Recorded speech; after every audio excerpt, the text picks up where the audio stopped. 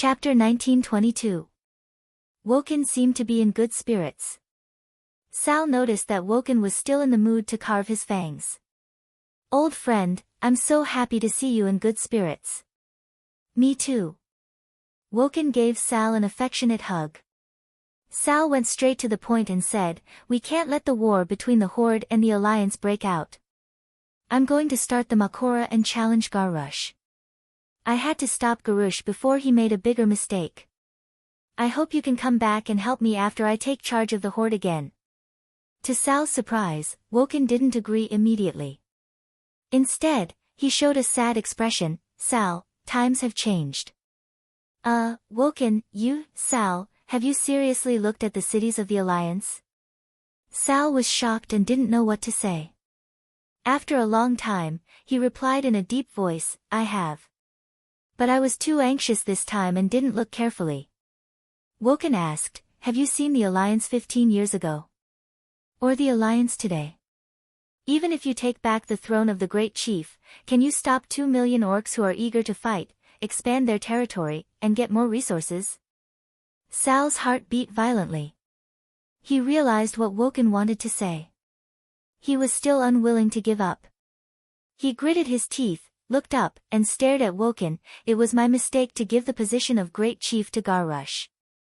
Now that he is leading the Horde to the edge of a dangerous cliff, I can't make the same mistake again." Woken didn't answer directly. Instead, he continued to speak. "The Alliance is very good to the Darkspear Trolls.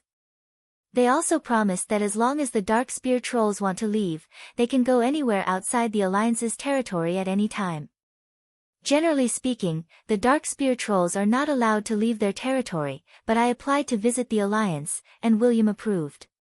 He sent paladins to protect me, just to prevent the aggressive Blood Elves from attacking me. In the past 3 years, I have been to many places in the Alliance. That is a treatment that I have never enjoyed as a chief of a backward civilization, as a Horde person.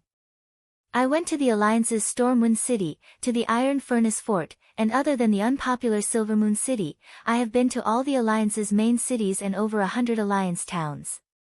I have come to a conclusion. The Alliance has completely pulled away from the Horde. When tribal warriors were still using iron axes and wearing iron armor, a 12-year-old human boy had already learned how to use a rifle in the military training that was popularized in both urban and rural areas. He shot an orc silhouette target in the chest from 30 meters away. Even a small village with only 500 people has 3 well-maintained steam tanks as local armed forces. Even the patrolling militias are professionals. If I take the Alliance's airship, I can travel 600 kilometers in a day and a night. As for the cost, it was only the price that a farmer could earn after working for 3 days.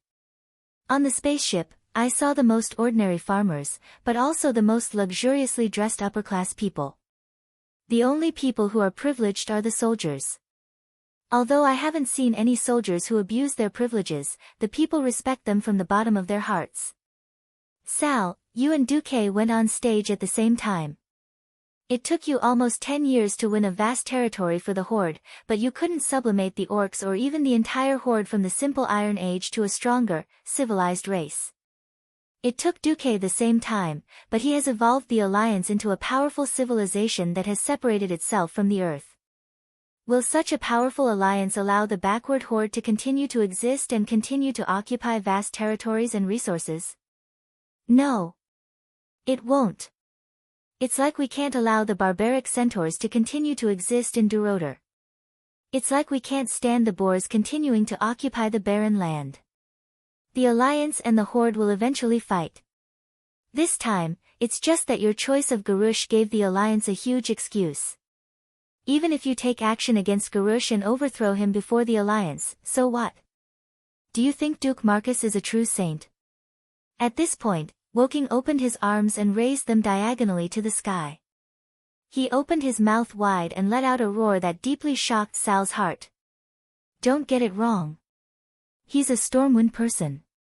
The people of Stormwind were the ones who suffered the most from the orcs. Go and ask Orgrim.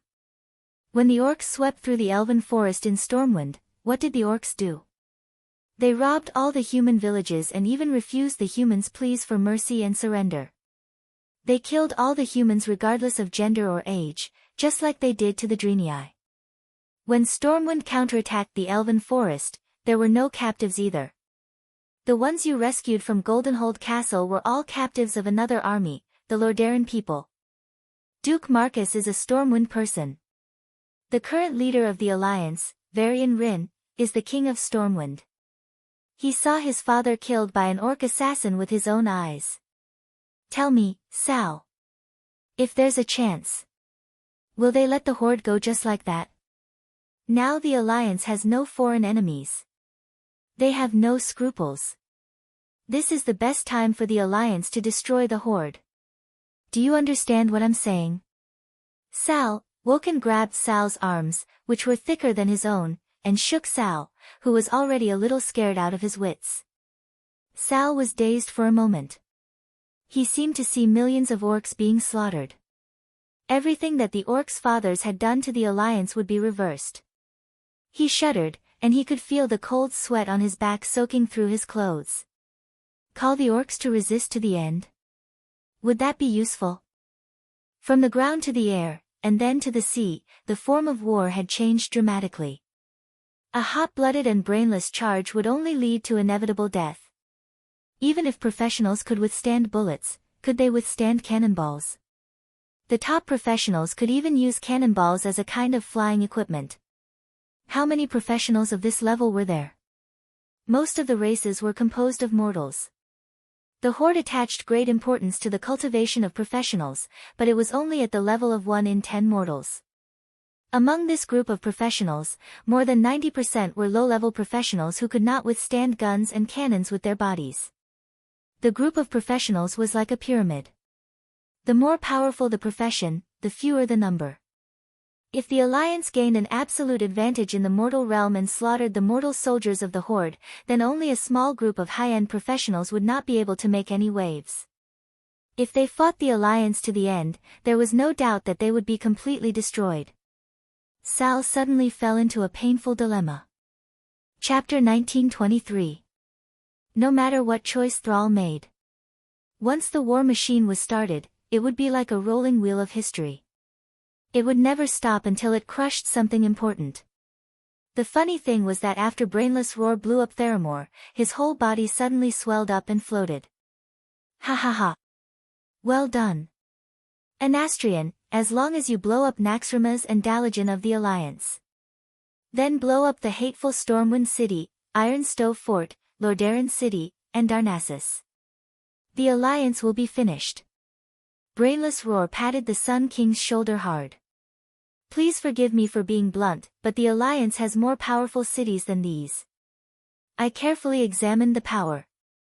1. Focusing Rainbow is only enough to destroy a relatively small city like Theramore.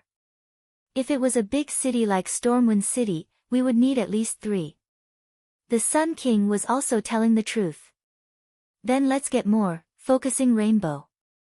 His words made the eyes of the people around him twitch. Was Focusing Rainbow so easy to get? If the Dragon Sleep Temple found out that the tribe had stolen this batch of Focusing Rainbow, then it would be big trouble. Although the dragons had experienced many disasters, the Dragon Sleep Temple still had at least the combat power of over 10,000 adult dragons. If the dragons came out in full force and attacked the tribe's current air force would never be able to hold them off. Magatha Grimtotem also said, we can confuse the Alliance's vision and tell them that we have at least 1,000 of these magic bombs. We can use this to threaten the Alliance to admit defeat, issue a surrender declaration, and cede all the land on the Kalimdor continent to our tribe. This cow's words had to be said, quite the essence of a terrorist. It was just that she didn't know 2 things. First, any mature securities would not compromise with terrorists, at least not publicly. Second, Focusing Rainbow was a disguised gift from the Alliance to the tribe to play. At this time, the messenger suddenly asked for an audience and shouted as soon as he came in, not good, the Alliance is attacking. They have launched an attack on all of our territories. Gurus was displeased. Bullsh *T. I don't want general terms like Paul. Don't tell me that the Alliance has the ability to attack every one of our settlements. Of course, the messenger knew that his boss was an impatient person. He was also afraid that his boss would beat the sh*t out of him, so he immediately opened the report. Written on it were the names of the towns and troops that had been attacked. This included all the tribes' armies and the towns controlled by the tribes. On the northern front, the northern army led by Varrock Salufar was besieged by the allied forces of the Night Elves and humans. The Alliance fleet from the hinterlands began to clear the area. Tens of thousands of tons of explosives bombarded Varrock's army again and again. In order to reduce the obstacles, Varrock followed Garusha's orders and set fire to the forest, which in turn became a death knell for the horde. The 460mm super large caliber naval cannon fired at close range at a distance of 3 kilometers from the tribe. A single cannonball with a 660-pound, 300 kilograms, charge would be enough to kill all humans and animals within a 50-meter radius. Those who were further away were bleeding from their ears, nose, and eyes. If they didn't die, they would be crippled. Later, the Alliance found that large-caliber artillery shells were too wasteful, so they switched to flying destroyers to provide cover and used bombers that looked like big-bellied fish to carry out carpet bombing. It was not that the horde did not try to fight back, but unfortunately, the few wooden flying warships and wyverns arrived late.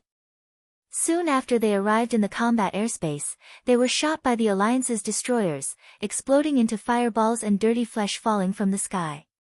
The Alliance directly used the cruel reality to teach the horde a lesson. In modern warfare, there was no initiative without air superiority. An army of 300,000 was reduced to ashes in a single morning. Only Varrock Salufar was spared. And this was because he had been hit by a large-caliber cannon, yet he was still alive. He was saved by the orcs who rushed over and sent away in advance. In the Stonetalan mountain, the well-prepared Galavix built his goblin base camp, the Rusty Water City, into the belly of the mountain. Unfortunately, he was prepared to deal with the Alliance's air attack. He did not realize that the Alliance was already ahead of the horde in all aspects. In the dark Rusty Water City, the goblins suddenly heard a rumbling sound from the mountain wall. What's that sound? It seems to be coming from the underground. Soon, the Rusty Water goblins got the answer. That was the dozens of huge earth-drilling bugs that burst out from the depths of the ground, Oro's children. Oro's heirs, baring their fangs and brandishing their claws in a frightening manner, did not indulge in the thrill of slaughter. After breaking through the walls of this underground kingdom, they retreated. A few minutes later, tens of thousands of Karaji bugmen warriors drilled out of every dark hole. Of course, in the eyes of the goblins, they were aliens. The bugmen followed the orders of the Karaji twin emperors, who were resurrected by Duque before he left, and launched a devastating offensive against the Rusty Water goblins. At this moment, the Prince of Trade Galavix, who was in Orgrimmar, did not know about it until his nest was completely raided. He was distressed by the fact that his wealth was robbed and his slaves died. He fainted on the spot. On the western front, in the desolate land, the settlements and sentry posts of the horde were all uprooted by air firepower.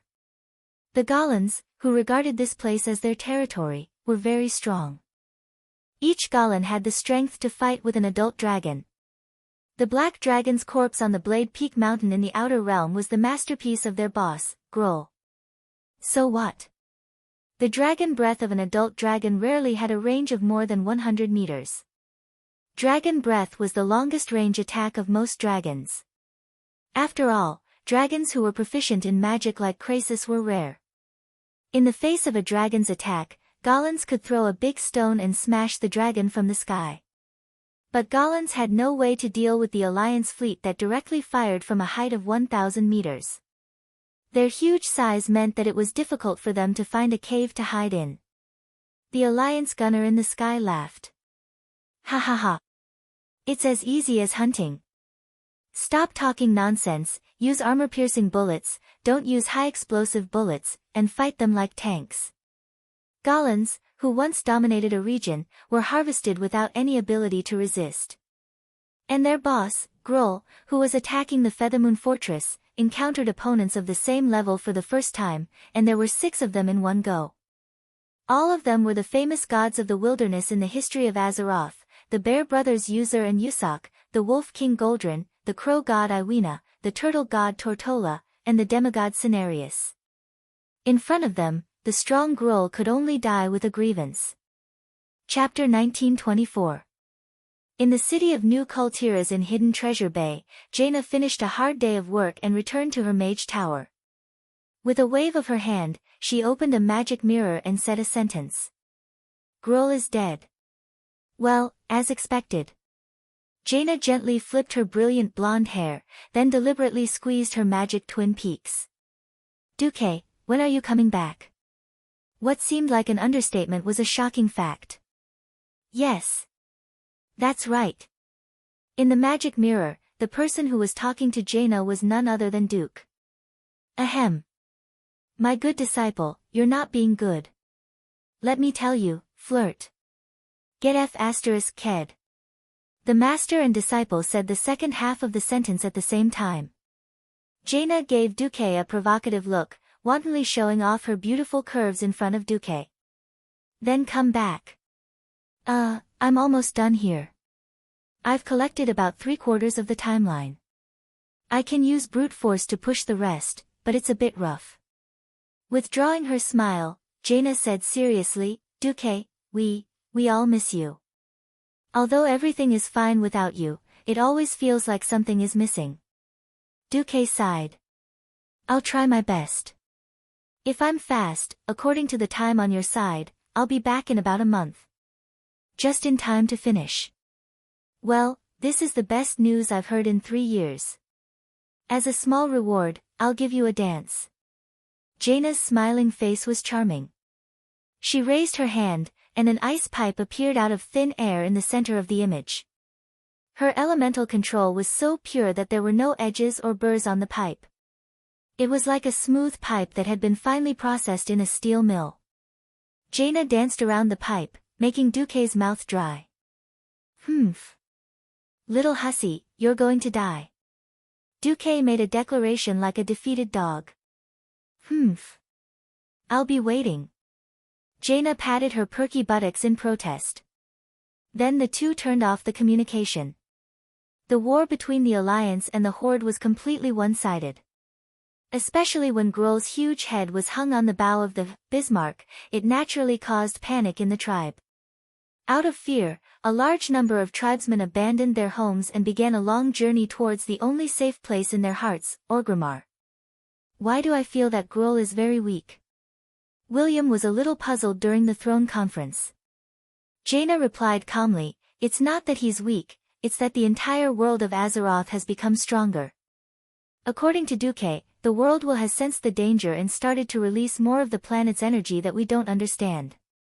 This energy can unlock the shackles of our combat power, allowing the local powerhouses to advance to a higher level. Vashj continued, well, I was also curious at first. Why did Duque want me to swear allegiance to the planet and swear to become a demigod directly under the planet? Now that I know, I can feel my strength increasing every day, though very little. This is not the result of cultivation, it's purely a gift from the planet. William understood.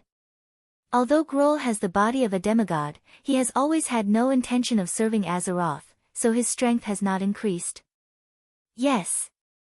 If Duque was here, he might say, Gruul, you're a level 70 boss, and you still want to talk nonsense in a level 90 environment? You're already giving face by not finding someone to kill you alone. Don't you know how much you're worth? This, he really didn't. So Gruul died. Yes, the people below asked, what should we do with the women and children who are trying to evacuate? Kalia asked. There was silence in the throne conference. It was William who spoke first. 25 years ago, our fathers didn't kill all these green-skinned bastards. That's the biggest mistake. Are we going to let these bastards live for another 15 years and declare war on the Alliance for the 3rd time? Obviously, the violent side of him that he inherited from the wolf god Goldring had flared up. What he said was the truth, but it was against the teachings of the Holy Light. Jaina suddenly said, let them go to Orgrim. The Alliance is always an organization that fights against evil. There's no need to tarnish the glory of the Alliance on this matter.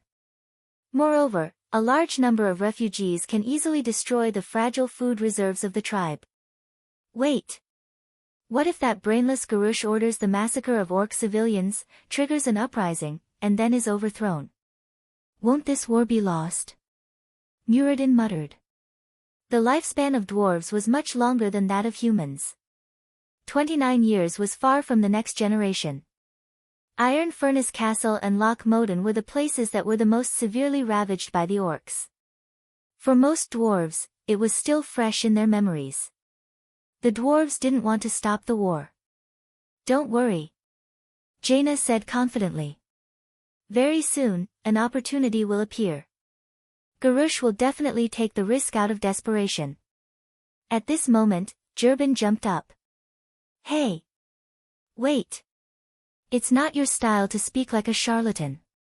Lady Marcus. Normally, in Azeroth, the human custom was to follow her husband's surname when married. However, the status of the four queens was special, and Duque didn't care, so he was allowed to keep his surname. When the great craftsman Jurbin pointed out Jaina's surname, it was obvious that he was referring to Duque. Facing the passionate gazes of her sisters, Jaina couldn't resist and raised her hands in surrender. Alright, I admit that I've contacted Duque. He'll be back soon, probably in a month's time. That's his arrangement. There was a burst of laughter in the throne room. Everyone was used to Duque being the boss. It wasn't that William wasn't good, it was just that there was a better and more perfect Duque, so why did they have to bow down to him? Moreover, the annihilation of the Horde was a big deal. No matter what, there should be a founder of the Alliance like Duque. Now that there was news of Duque, everyone was naturally reassured. Alright. We just have to do our own thing. Now, it's time to give Garush the last push. In Orgrimmar, Garush was about to go crazy. Having just destroyed Theramore, Garush felt that a small thing like the northern fortress wasn't worth his time, so he went back to Orgrimmar to oversee it. Who knew that as soon as he returned, he would receive an avalanche of emergency letters. Great Chief, there are already as many as 300,000 people gathered outside Duroder, or even more. The civil officials can't even count them. What should we do? What should we do? How would I know what to do? The Brainless roared. He was reckless and brainless, but at least he had some common sense and knew that the people had to eat. Where would Orgrimmar get the food to feed 300,000 mouths? Chapter 1925. Bastards. The tribe's territory is being invaded, and they fled without fighting. Are they still great tribal warriors? Brainless Roar lost his temper. In a sense, he was right. Adult female beast men were also brave warriors. Draka was also very good at fighting back then. But Great Chief, we've checked them. They are all pregnant or breastfeeding women, children less than 10 years old, and the elderly. Brainless Roar was speechless. According to the tribe's tradition, these people were not allowed to go to the battlefield. Otherwise, it would be blasphemy against the ancestors. But could he say the words of rejection? Chief, many of them are from our Warsong tribe, a guard whispered. Garis felt extremely stifled. His raised arm finally lowered slowly. Let them into Duroder, but not Orgrimmar. In fact, this was a bit unnecessary. Everyone knew that Orgrimmar had no food. The key was to enter Duroder. A river of fury separated Duroder from the barren lands. After the cataclysm, the basin of the River of Fury formed to the west of Duroder, which was extremely rich in resources. The river washed down a large amount of fertile soil from upstream and deposited it in the basin. The plants here became lush, which indirectly led to more wild animals and magical beasts. However, the influx of refugees undoubtedly destroyed the ecological chain here, and all animals, big or small, were destroyed. The starving refugees did not care about the ecological chain. They were about to starve to death, so they slaughtered the animals here and ate them first. However, the collapse of the tribe continued. In just 3 days, the desolate land, Feralas, and Stoneclaw Mountain were declared to have fallen. Thunder Cliff was undefended. If the Alliance wanted to, they could completely destroy Thunder Cliff.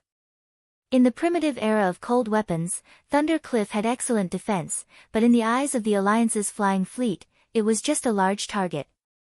The only reason why the fleet did not open fire was that the Alliance had issued a ban on cannons. For the first time, the Alliance sent out airborne troops without artillery support to fight against the Taurens under Magatha Grim Totem. The Silver Hand Knights led by Gavin Rad, plus the flying Sindorii Rangers with the support of wind elements, and Kudrin's Griffins, Thunder Cliff fell completely in just half a day. Even the Taurens hiding in the pillars of the Thunder Cliff were not spared. Magatha relied on the portal opened by the Sun King to barely escape. Brainless Roar was finally furious. He ordered the troops in the Barrenland's Great Rift Valley to defend the former Twilight Fortress. At the same time, he ordered the Sun King to launch a second round of destructive attacks. I don't care what you do, blow up Naxxramas. I know that thing is definitely on the way to Kalimdor. Brainless Roar gave an unreasonable order.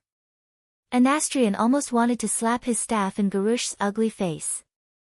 Was it so easy to blow up the Alliance's stronghold? The painful lesson from last time had already proved that directly teleporting in would not work. Even though he was a demigod, he could not deal with it. With the Alliance's tight defense, sending a cannon fodder with focusing rainbow in would only be a waste of a precious magic bomb. As a last resort, the Sun King gritted his teeth and sneaked in personally. It couldn't be helped.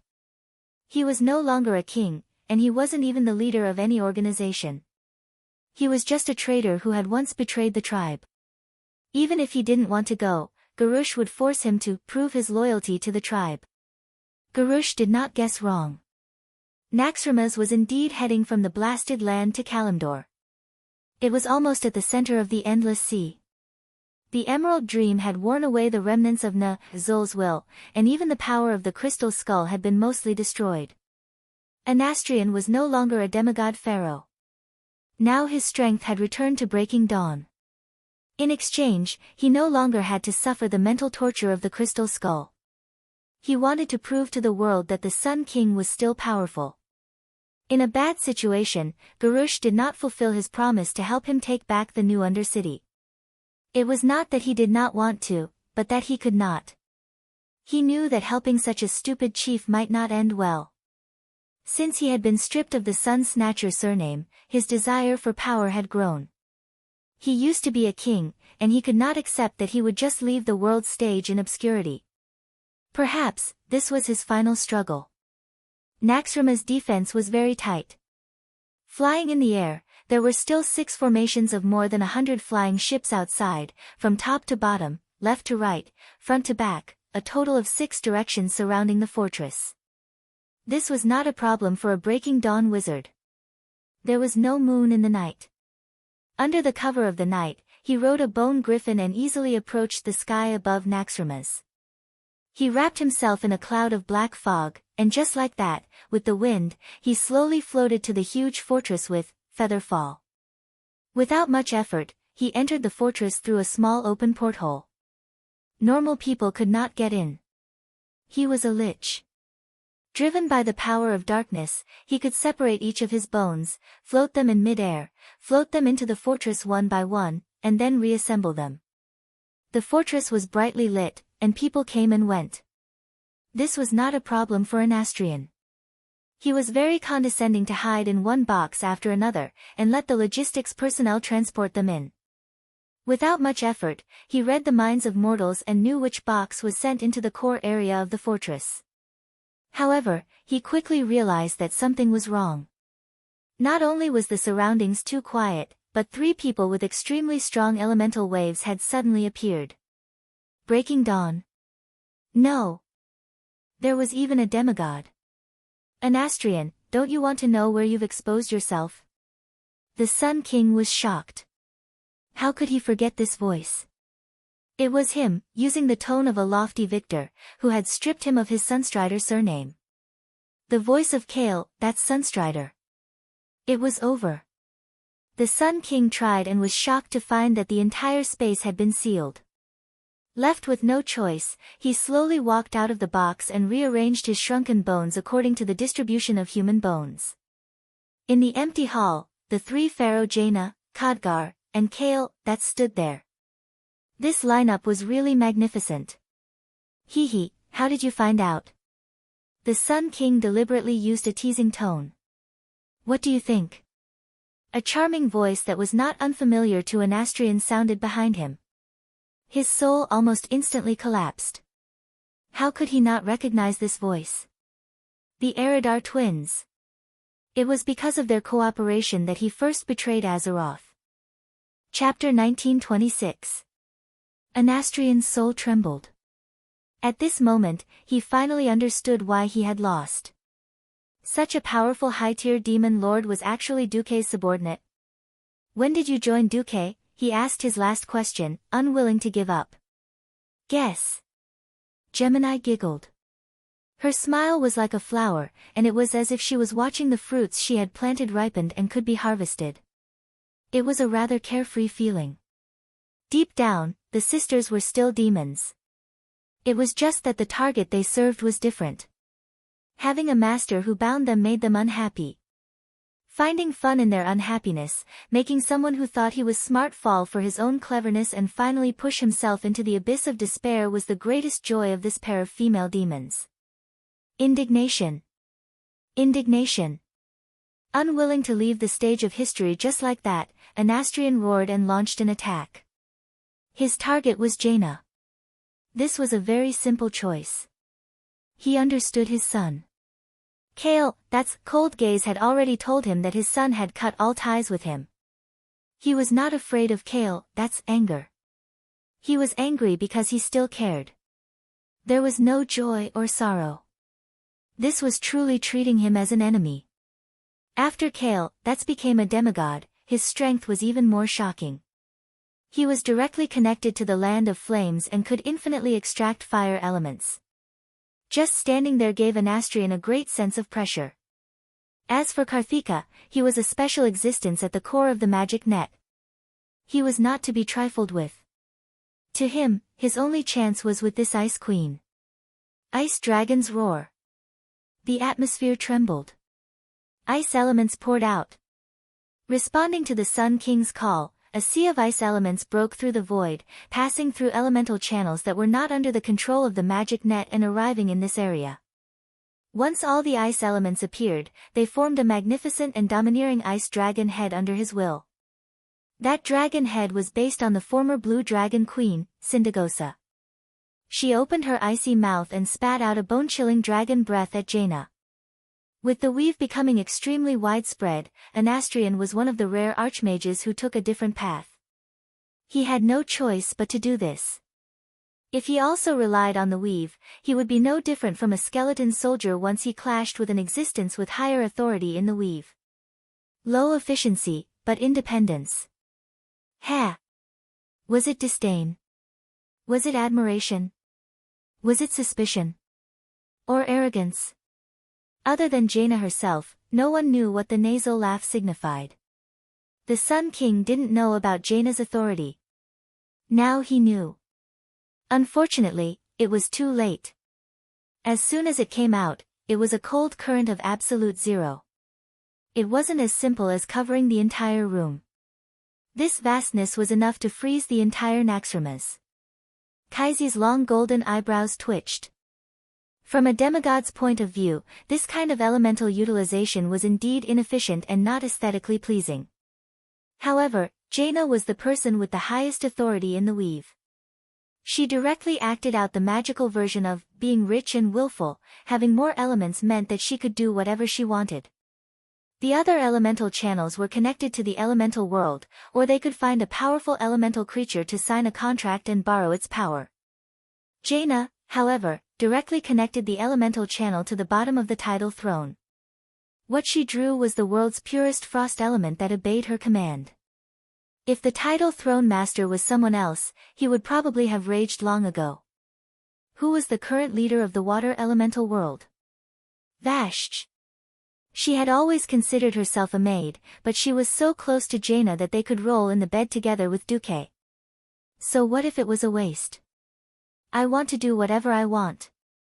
When that unreasonable wave of frost element came crashing back, Anastrian finally realized that his era was over.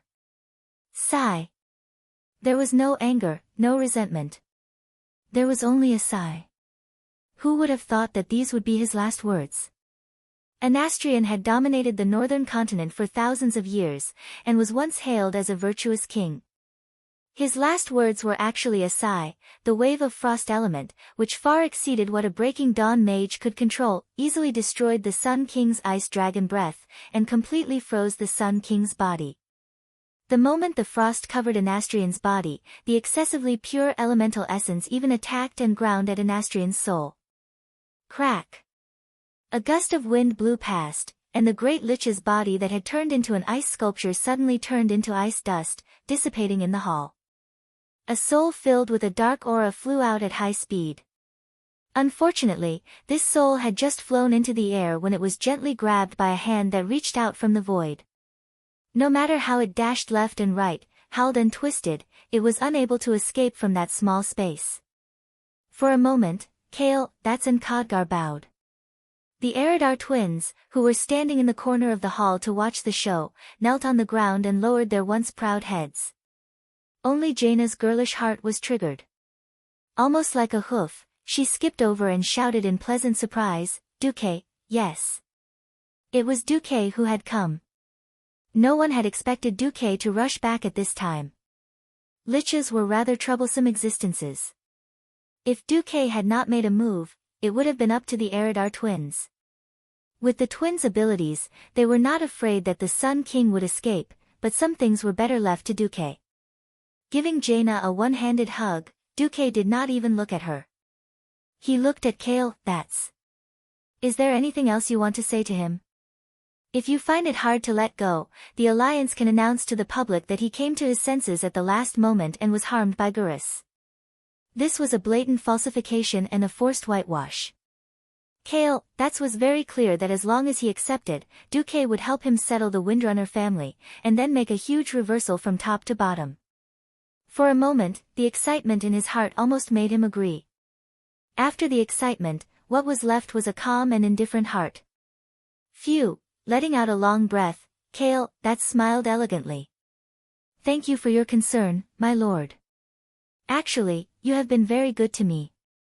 If it wasn't for you, I would probably have embarked on the tragic path of exile, or even fallen into evil. It was you who saved my soul, my subordinates, and my beloved people of Quell, Dorii. You don't have to do much. I believe that history will give my father a fair evaluation. That's all. He spoke calmly and slowly turned around, representing the relief and freedom of the former elf prince. Duque sighed softly and slowly closed his palm. A powerful evil spirit was annihilated in his hands. Chapter 1927. Kale, That's had gone back to the Dalajan. This was his duty, and he had always been very loyal. Watching him disappear into the portal, Duque smirked. Idiot, history is written by the victors. With me as your boss, do you think I'll tie your dead father to the pillar of shame? Pfft. Jaina burst out laughing. Jaina didn't feel much, but Gemini, who was beside her, was already shivering. Khadgar even felt a strange tug in his soul. Duque, you have become a true god? Jaina asked hurriedly. Duque kissed Jaina and replied with a smile, It's not that simple. Even if I did, the ceremony would only be carried out in the main timeline. A small timeline can't support the advancement of a true god. However, if I don't go there, I won't know the greatness of Azeroth. There were many things that he could not say casually. After walking in the river of time, he finally understood. Although he still did not know why he had transmigrated to the world of Azeroth, one thing was certain, the world of Azeroth was a bit like breeding insects. It let the timelines that initially progressed at the same pace compete with each other. As time passed, the timelines that did not develop well and were destroyed by various situations were slowly eliminated. Instead, mysterious resources that mortals did not know were poured into the timelines that performed better. Slowly, that became the main timeline. Obviously, the timeline that he, Duque, was the one that stood out among the tens of thousands of timelines. Otherwise, how would he, Duque, have the right to cross over to other timelines to cause trouble? Azeroth originally had this intention, but he had pushed it along. He also seemed to want to observe Duque and see what he would do. Now, it seemed that the planet's will was very satisfied with him. Duque. Duque. Tell me quickly. Jaina was curious. As a mage, one of the most important characteristics was curiosity about the unknown. If she was not curious at all, she should be a strict accountant and not a mage. Got it. Duque waved his hand and dismissed his subordinates. Then, he opened a portal. With a single step, the two of them returned to Karazhan. Speaking of which, Duque, you're just in time. We had just started our attack on the tribe, and you came back. Duque smiled. I've been fighting with the tribe for 30 years. I can finally put an end to this grudge. No matter what, I shouldn't be absent at this final moment. Indeed, Duque had been through too much. From the time he had landed in the Elven Forest next to Stormwind City as a transmigrator, from the beginnings of a mere mage apprentice to his current position as a demigod. Fighting openly and covertly with the tribe was the main theme of Duque's growth. No matter what, he couldn't miss this final scene. There were some lines that he had laid for more than 10 years, and now it was time to pull in the net. While Duque chatted with Jaina about interesting things in other timelines, he secretly informed William, Muradin, and the other important leaders of the Alliance. Yo! I'm back. Completely ignoring the switch of the magic communication, Duque's voice and appearance appeared directly in their minds, giving them a shock.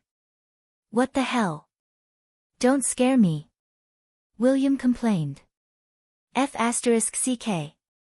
If you dare to scare me again, believe it or not, I'll blow up your Karazhan. The temporary dwarf king was very similar to his elder brother. They were as irritable as ever. Duque shrugged. No, I just wanted to say hello. Tell them that I'm back. Next, it's still up to you guys to do what needs to be done. I'll let Jaina do the actual work. You guys just have to cooperate. Damn it, I still want to take the credit of personally destroying the tribe. William pretended to be fierce. Come on, William. This is a grudge between the previous generation. We haven't all died yet, so there's no chance for a junior like you to step in.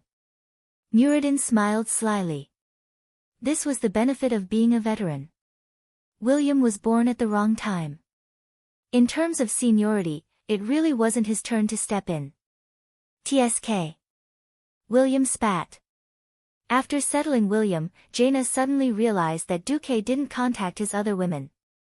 He didn't even contact his other 2 wives. This shouldn't be. Duque, what the hell are you doing? Duque shrugged helplessly. It's hard for me too. It's all because our Queen Sylvanas went to spoil the history. At this moment, in New Silvermoon City, outside the bedroom of Queen Sylvanas, the Queen's royal guards stood up straight. Their spirits. It was clearly, our baby has a secret, but our baby won't say it. In the bedchamber, a massive condemnation conference was underway. Apart from Jaina, all the queens and female leaders of the Alliance were gathered in the conference. Let me tell you guys. Duque is a big jerk. I've fought with him in thousands of timelines. Guess what? There isn't a person named Duke Marcus in any of the timelines. Queen Sylvanas was like a paparazzi, waving her fists and gritting her teeth. He was just an ordinary human back then. Maybe in other timelines, he didn't meet me and was killed by that wild boar. It was no secret in the harem that Aurelia met Duque for the first time. Ah. Queen Sylvanas was a little speechless. Kalia laughed. Did you find anyone with the surname Marcus like Duque? I did find one. I've seen him in many timelines, but that guy isn't Duque. Of course, he's very similar to Duque in terms of his lack of integrity. That guy doesn't even let off female dwarves. Pfft. The harem ladies all burst into laughter. Could it be that the incarnation of that guy in the main timeline is Duque? Tyrant asked as she burst into laughter. After hesitating for a long time, Queen Sylvanas shook her head. It's not him. Even their souls aren't the same type. Then what else is fun? Elucia asked. Boo-hoo.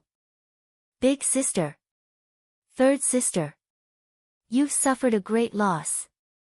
Queen Sylvanas fiercely revealed that Duque had cuckolded 2XX and Luo X in this timeline, taking Aurelia and Windsor for himself.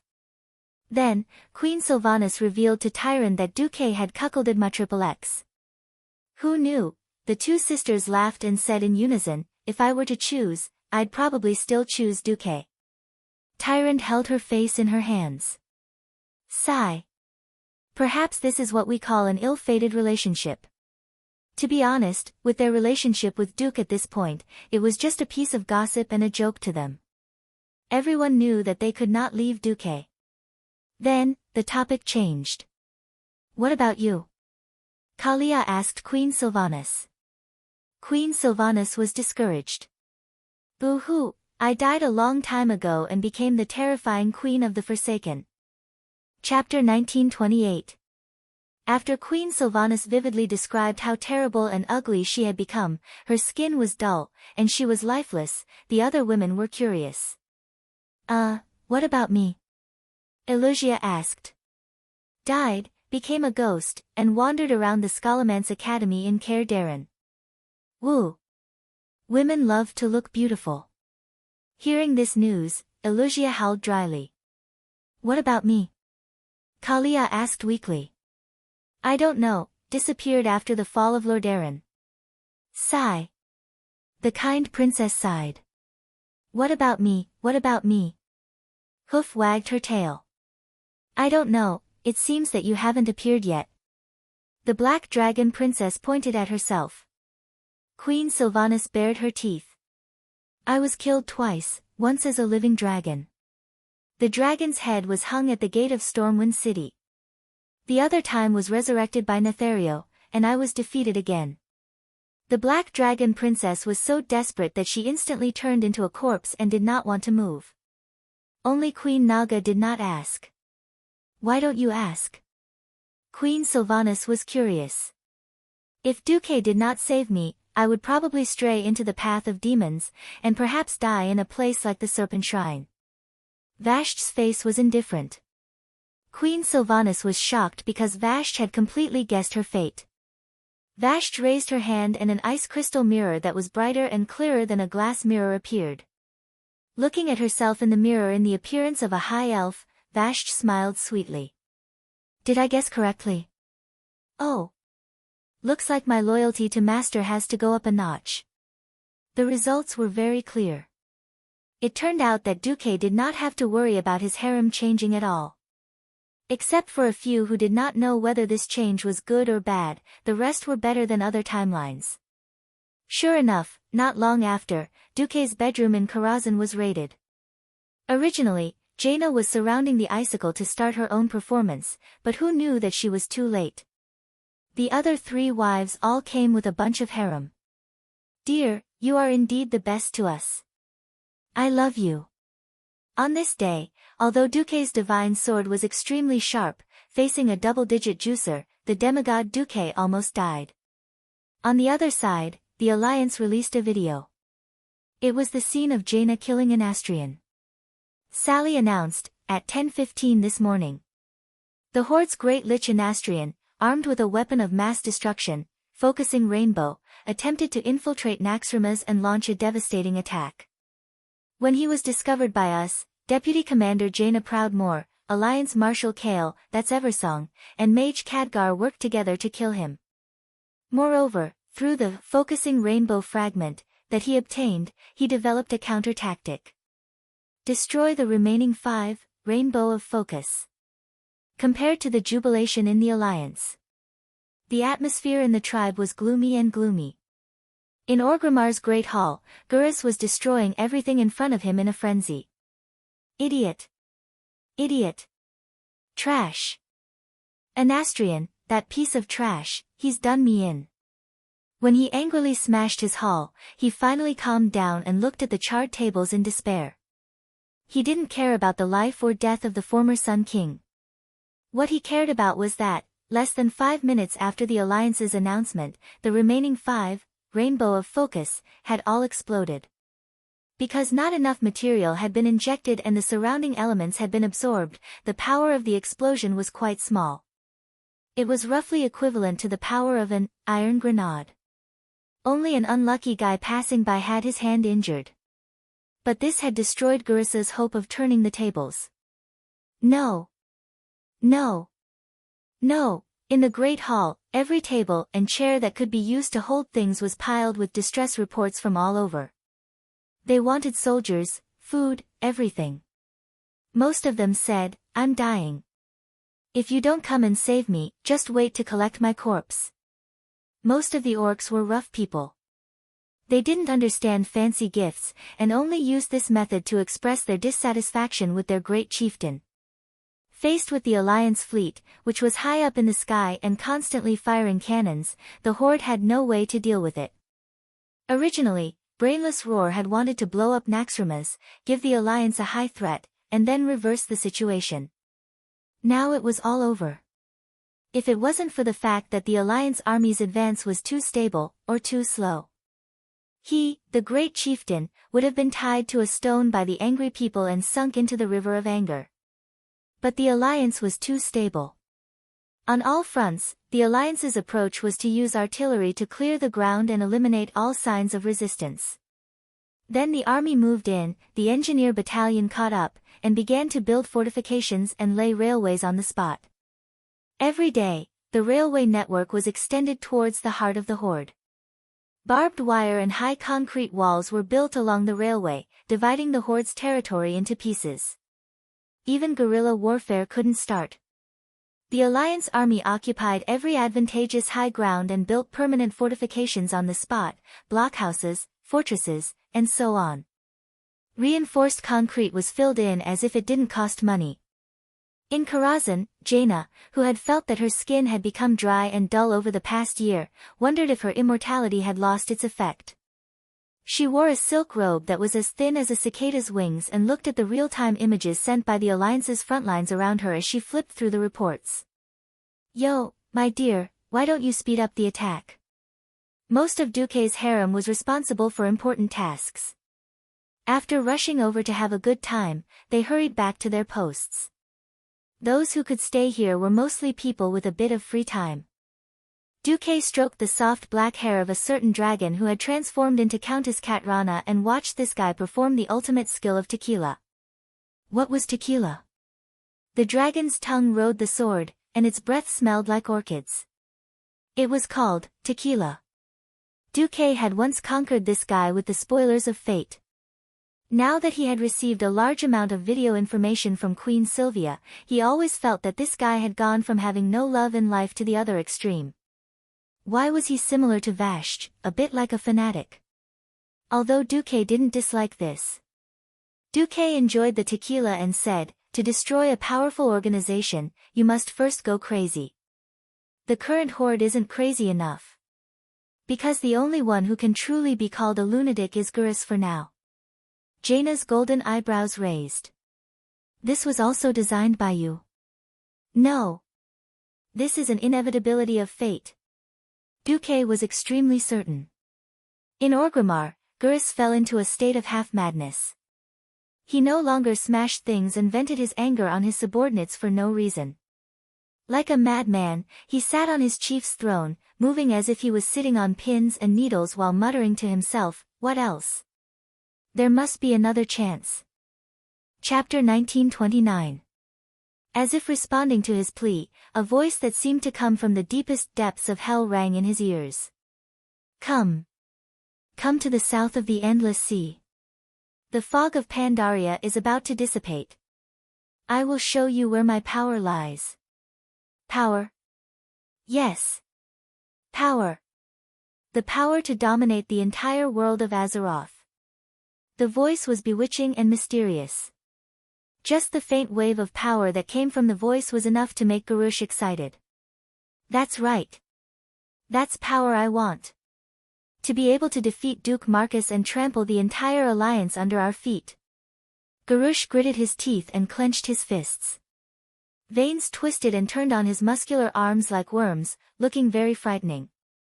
Garrosh suddenly stood up from his seat as the chief.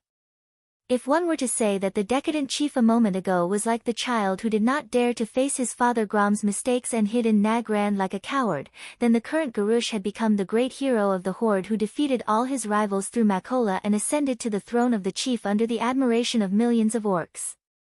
Gather all the airships that can fly across the sea for me. We don't need weapons, as long as they can be used. Let's go. Boys, I will bring you to seize the power that can destroy the Alliance. Since the Alliance's counterattack, the Horde warriors who had been in a state of blindness finally found their backbone.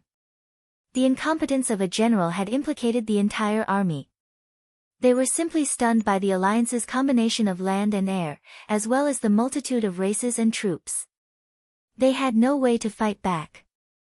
Those who dared to charge at the Alliance were nothing but cannon fodder.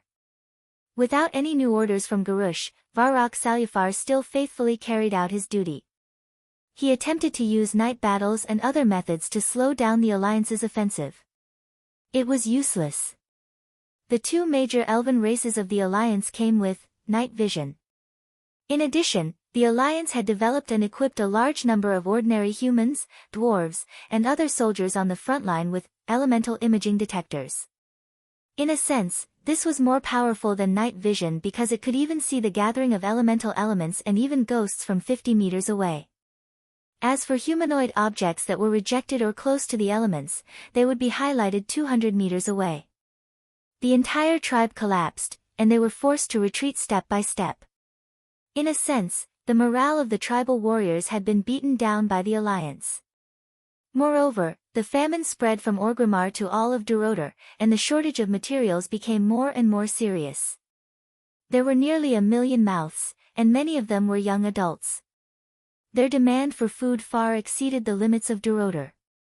After all, when Sal led the people west, the tribe only had a few 100,000 people, and they were already expanding to the barren lands.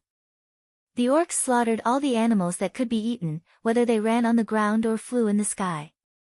They plucked out the thorns of all the edible plants on the ground and even ate the cacti, but they still could not satisfy the appetite of nearly 1 million orc refugees. Despair was spreading. Some of the pessimistic orcs were already thinking about their own lives as slaves in the prison camps. They had heard about the miserable life in the slave camps from the older generation. But compared to starving to death, it seemed that being a slave was acceptable. But no orc dared to say it out loud, because the great chief, Garrosh, was a typical warmonger. Some people also began to miss Sal. Perhaps Sal was a good-for-nothing in the eyes of the orcs, and had always been accommodating to the Alliance. But under Sal's rule, no orcs starved to death, and there would be no raging Alliance fleet. The bad side of human nature was revealed at this time, and some orcs began to promote Sal's good side. Even the mining for food plan, which had been denounced by the warmongers as betraying the interests of the orcs, was pulled out and praised as wise. The current tribe was mainly made up of beast men, but not all beast men were on the same side. In the end, the first tribe that was formed was no different from the current one. It was still formed by the union of countless large and small clans. If Garrosh had come out a day later, there might have been a large-scale battle within the tribe, just like when the various clans were on the verge of destruction in Draenor back then. In order to compete for the scarcer and scarcer resources, they killed and eliminated the weak. Let's go. To the south. I only want the strongest and most elite warriors. Garrosh's announcement lifted the spirits of the tribespeople. They waved their weapons and consciously let the strongest warriors of the clans follow Garrosh onto the airship. Being simple-minded, they never thought about whether they could break through the Alliance's air blockade. In fact, at this point, there was a fierce debate within the Alliance. The young and strong faction advocated a triumphant march straight into Orgrimmar. After all, it was a simple matter to bring the main city of the tribe into the range of the airship's cannons. From the day the Alliance occupied the Azhara region, built the port and pier, and stationed the airships, they were ready to go south at any time to cause trouble. They had been waiting for this day for a long time. But the moderate faction strongly opposed it. They cited various examples of the Alliance and the Horde working together to fight against foreign enemies, from the time when the Horde united with the Horde at Mount Hyjal to the Burning Legion and killed Archimonde, to the later Molten Core heroes, and so on. They were just blinded by Gurus' Hellscream. If they had a milder leader, the Horde would be a help to the Alliance. Several middle and high-level bishops of the Church of Holy Light waved their arms and shouted. Although their voices were not mainstream, they were quite popular among the middle and lower classes, especially among the young.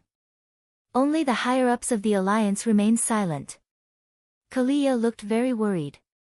At this time, Elugia sent a magic voice transmission to Kalia. Did you know? A person like Duque who takes one step at a time actually did not prepare a prison camp. Can you guess what this means? Ah! Kalia exclaimed in a low voice. Of course, she knew what a prison camp and a detention center was.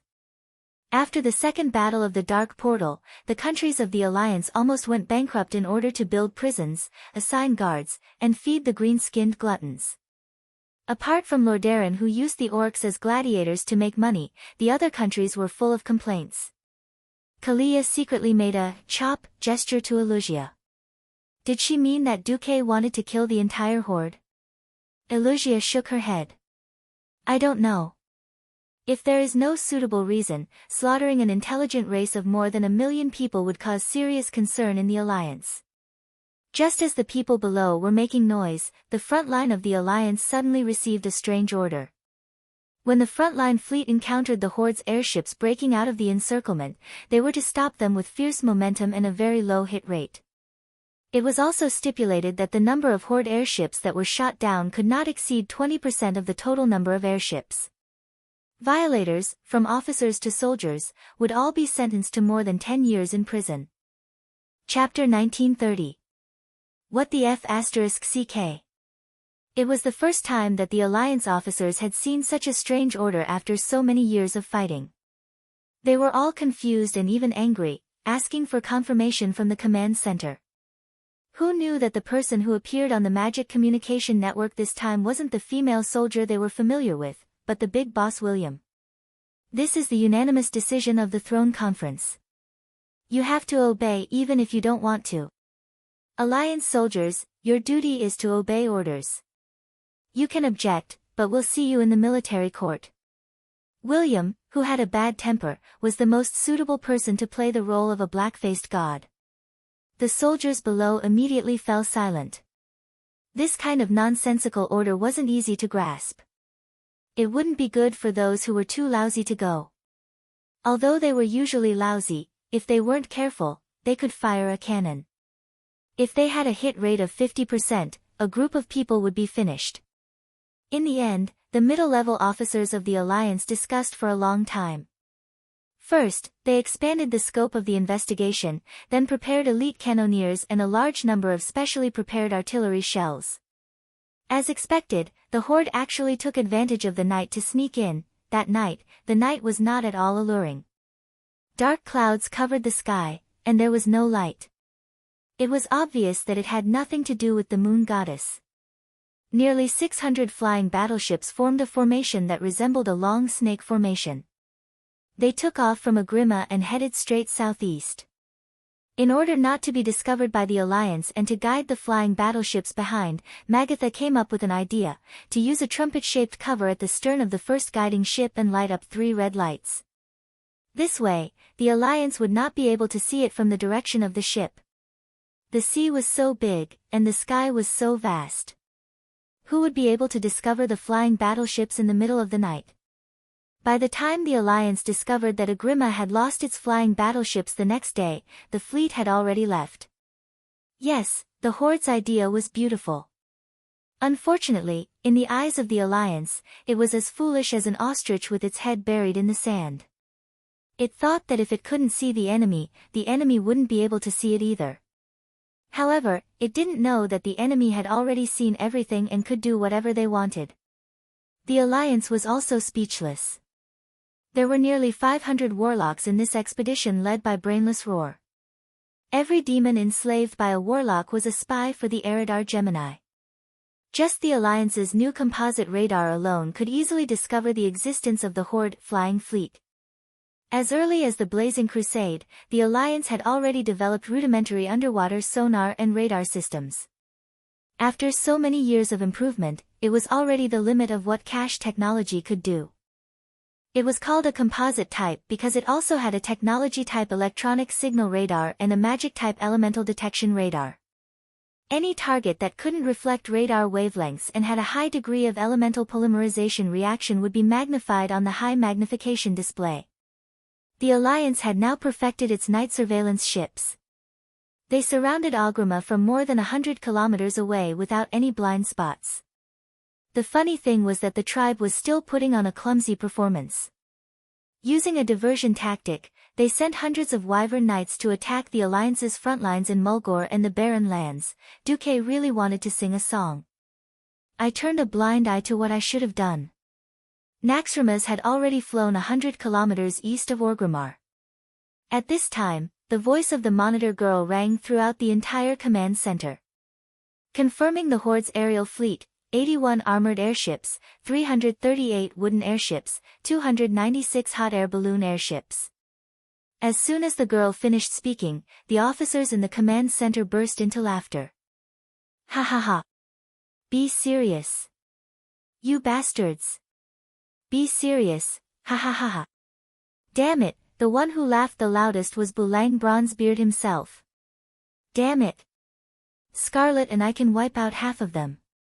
Is the Horde so poor that they want to rob the Alliance's museum? Kudrin Wildhammer roared. Come on, there's no place for you. General Taylor is the first one. Jaina, the commander of the Alliance's frontline, chuckled. In front, General Taylor looked like he had lost his mind. He helplessly ordered, the first reconnaissance team, go forward and pretend to have found the enemy within visual range. Soon, a fleet consisting of a flying cruiser and 2 flying destroyers slowly sailed from 20 kilometers away at an angle of 60 degrees. If it was a normal situation, they would have opened fire from 10 kilometers away. The Horde, who only relied on their eyes to find the enemy, only discovered the Alliance's patrol team when the two sides were 5 kilometers away. This was because the Alliance's flying warships were flashing red warning lights at the bow, hull, and stern to avoid collisions at night. On the radar screen, it could be clearly seen that the Horde seemed to be startled. Within 5 kilometers, they began to change direction towards the south in an attempt to avoid the enemy and muddle through. Commander, can we fire the warning flare now? The captain of the reconnaissance team asked bitterly. No. Our vision now is about 3,000 meters. Don't change direction. Only when you are 3,000 meters away will you be allowed to act according to the plan, General Taylor replied bitterly. The Horde's fleet was too big, and they were not trained to sail at night. In the eyes of the Alliance, the Horde's fleet was like a flock of startled sparrows. Although they had changed direction, they were in a mess. Then, god damn it. 2 of the Horde's flying ships collided with each other, creating a huge and bright fireball in the night sky. In Karazhan, Duke, who was watching this scene, slapped his forehead and deeply facepalmed. Damn it, this is like playing chess with all the chariots, horses, and cannons, but the opponents still can't win. This time, the Alliance's patrol team could no longer pretend to be blind, right? General Taylor's eyes twitched, and he ordered, fire the signal flare in 60 seconds. A minute later, the captain of the patrol team held the stopwatch and released the red signal flare, which meant that the enemy was attacking. When 3 scarlet red signal flare rose from the cruisers, the radar could see that the Horde's fleet was even more chaotic. Even without the radar, the report from the fleet in front said that there were at least 5 Horde's ships colliding with each other. The 3 patrolling Alliance ships opened fire. They didn't deliberately aim, but the Horde's flying ships were too densely packed. The destroyer on the left opened fire with 3 120mm main cannons. It was just a random shot, but all 6 of the cannons hit their targets. Immediately, 6 brighter fireballs rose in the night sky. General Taylor, who was watching the battle from the flagship, Bismarck, cursed on the spot, "Are you King stupid? Those green skins who rely on their naked eyes to observe the battle don't even know what ballistics is. Can't you just aim your cannons into the sea? All the cannoneers on the Z-23 should clean the toilet for a month." Chapter 1931.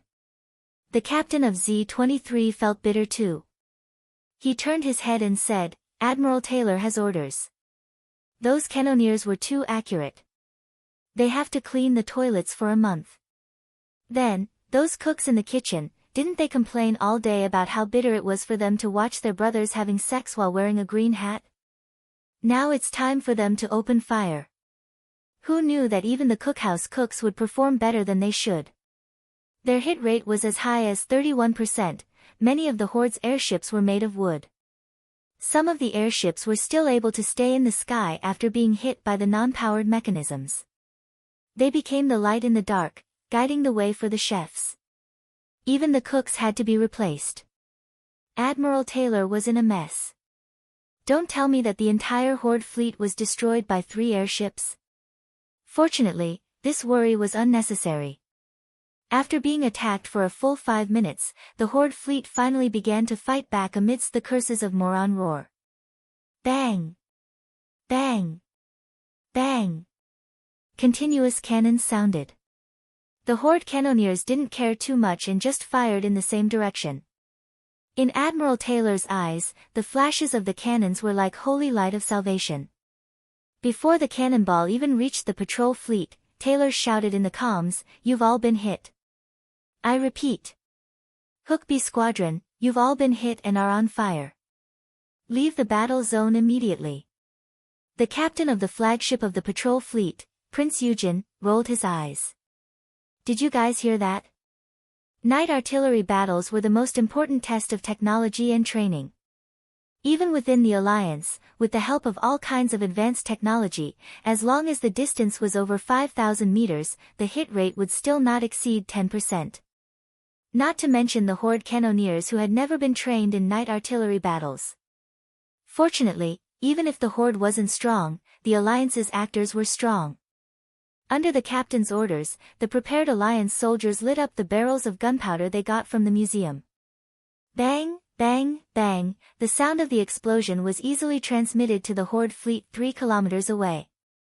Then the Horde people were overjoyed. Hit! Ha ha ha! Hit! The entire Horde fleet was in an uproar.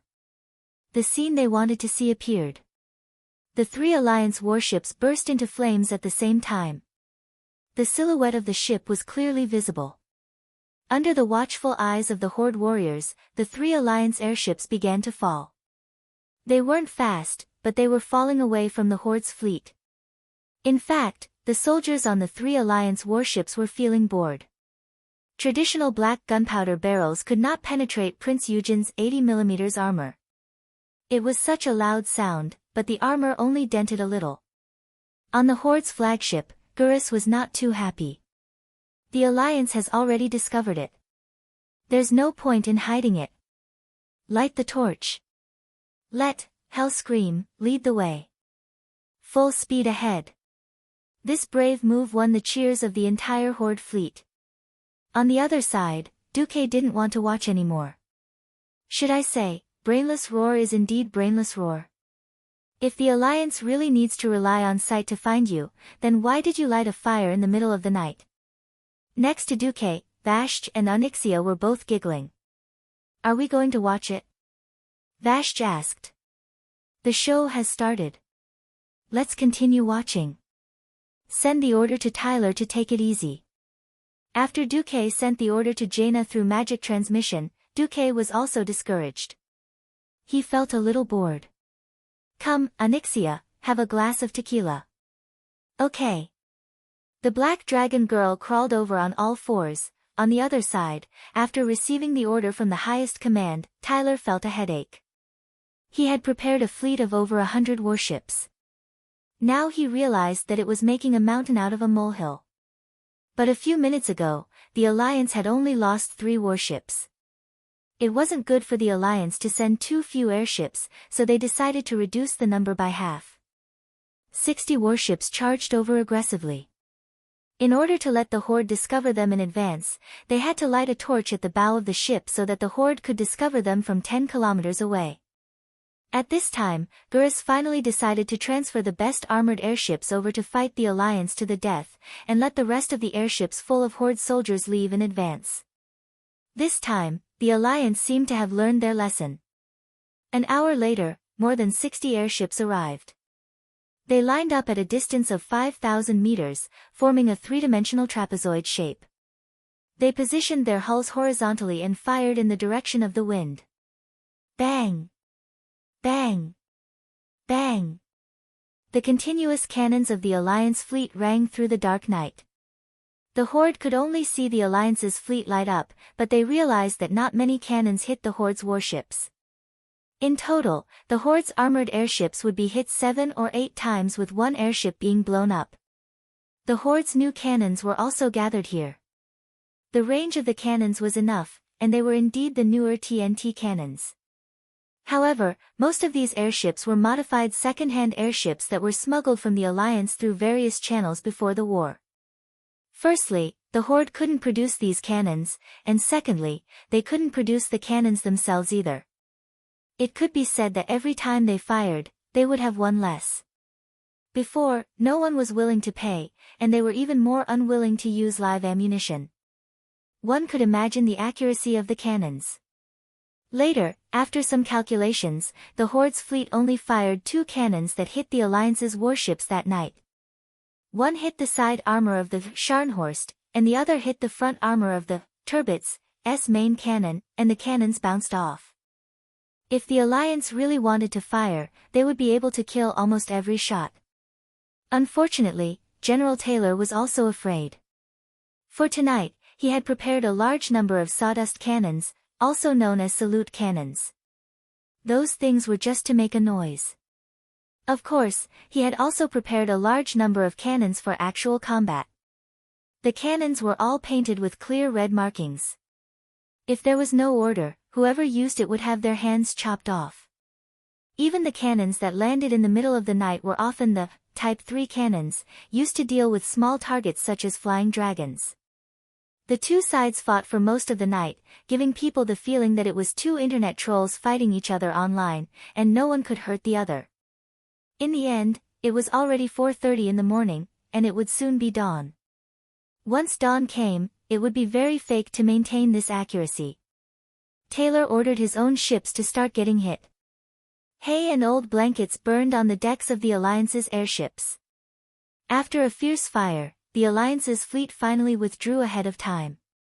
After that, looking at the number of 102 ships that had fallen, Taylor broke out in a cold sweat. 18.3%. This was the fall coefficient that was calculated after taking into account the level of the enemy's ships and calculating various factors. With great suspicion, Taylor returned to Naxxramas. When he saw Duque, who was said to have traveled through time and space, he suddenly felt that he already knew the answer to everything. Chapter 1932. Duque had many identities. Basically, it was enough to remember that he was the strongest person in the Alliance, the creator of the Alliance, the creator and leader of the Alliance's current glory. Duque still had a calm expression. The corners of his mouth were slightly raised, as if he was proud of himself. He was still wearing his usual white robe with blue edges, which had almost become his trademark. Ah! Taylor, you're here.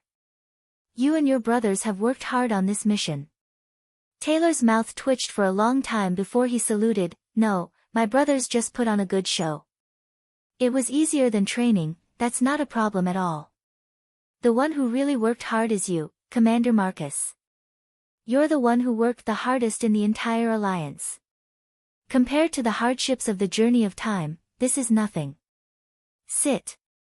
Duque pointed at the chair in front of the desk and then sat down. General Taylor also sat down.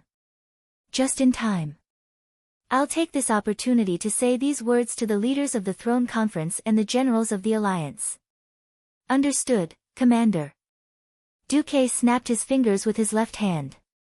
Suddenly, the heads of the leaders of the Throne Conference, as well as the images of over 100 generals of the Alliance, appeared in the surrounding void.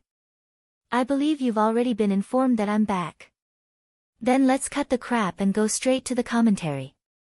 Do you know why the Alliance is slowly advancing and allowing some of the tribes to leave Orgrimmar? The Alliance clearly has the strength to destroy the tribal armies 100 times over. Why did they let those tribes leave? Taylor shook his head. Most of the generals shook their heads. This was the biggest doubt of the Alliance's frontline soldiers. Duque flipped his hand and a holographic map of Azeroth appeared in front of the two of them. Duque raised his finger and the territories occupied by the Alliance members were dyed blue, while the tribe's territories were dyed red. The world of Azeroth is beautiful and huge. However, even in such a world, there was no room for two organizations the size of the Alliance. The dominance of the world, the uneven distribution of resources, the past war and hatred, all of these factors will inevitably lead the two organizations to war. As a direct victim of the first and second battle of the Dark Portal, I hate the Beastmen tribes more than anyone else. Emotionally, I can't wait to drag all the Beastmen out and hang them. Unfortunately, I can't do it. Every intelligent race has an extremely tenacious life force.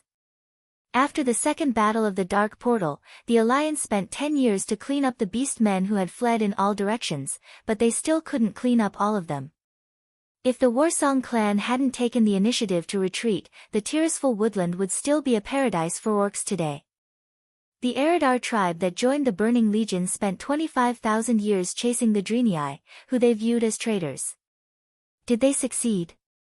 At this point, even Yril the Hoof had a thoughtful expression on his face. I infiltrated the Burning Legion. Unless it was a war that completely destroyed an entire planet or completely changed the living environment of the entire world, no intelligent race could wipe out another intelligent race with a large population. This is the lesson and warning left to us by countless civilizations. But on the other hand, the Horde began to drag the Alliance back in the war against evil, and even showed absolute hostility. This is an indisputable fact.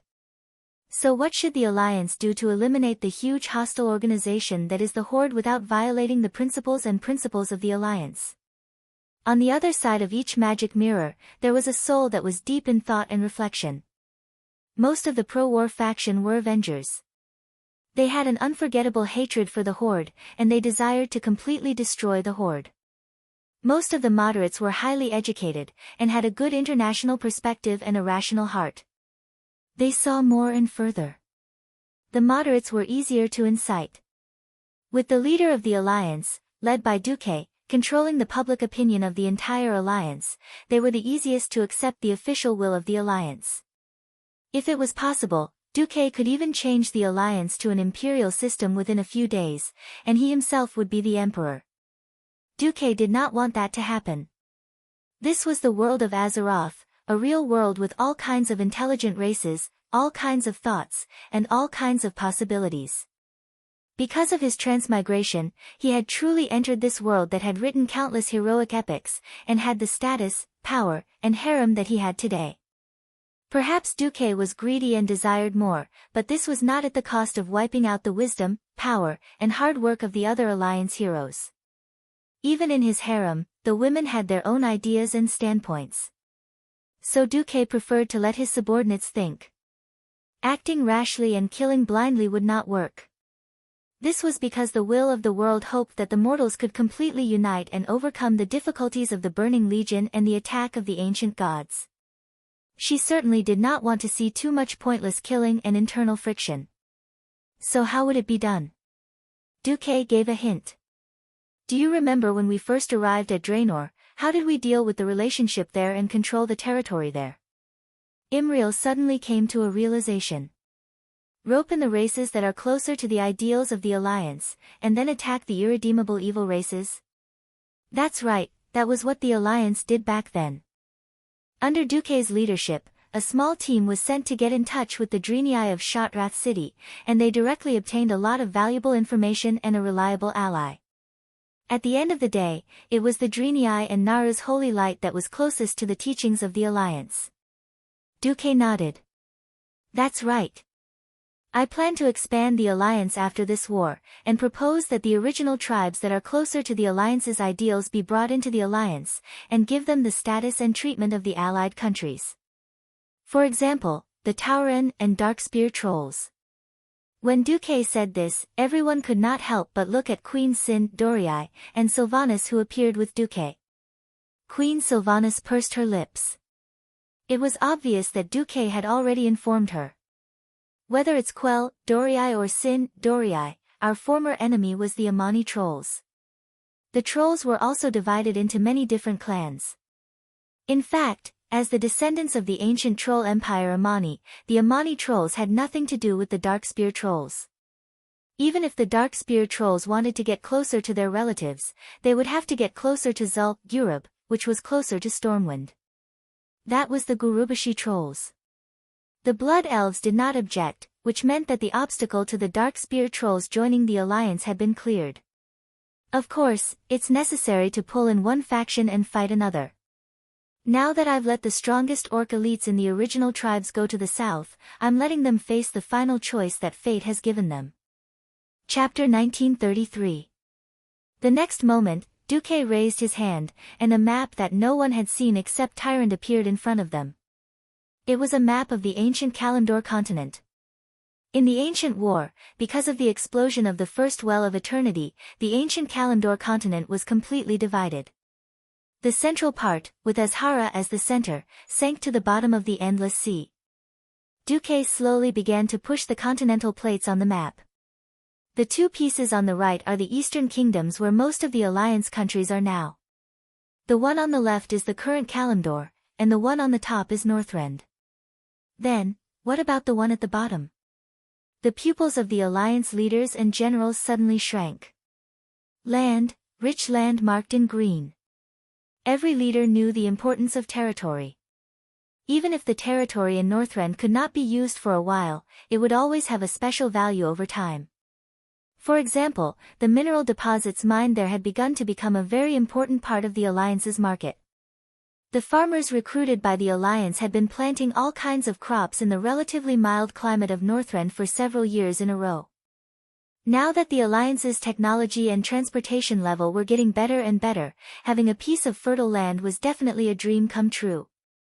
All of a sudden, the breathing of the Alliance leaders quickened.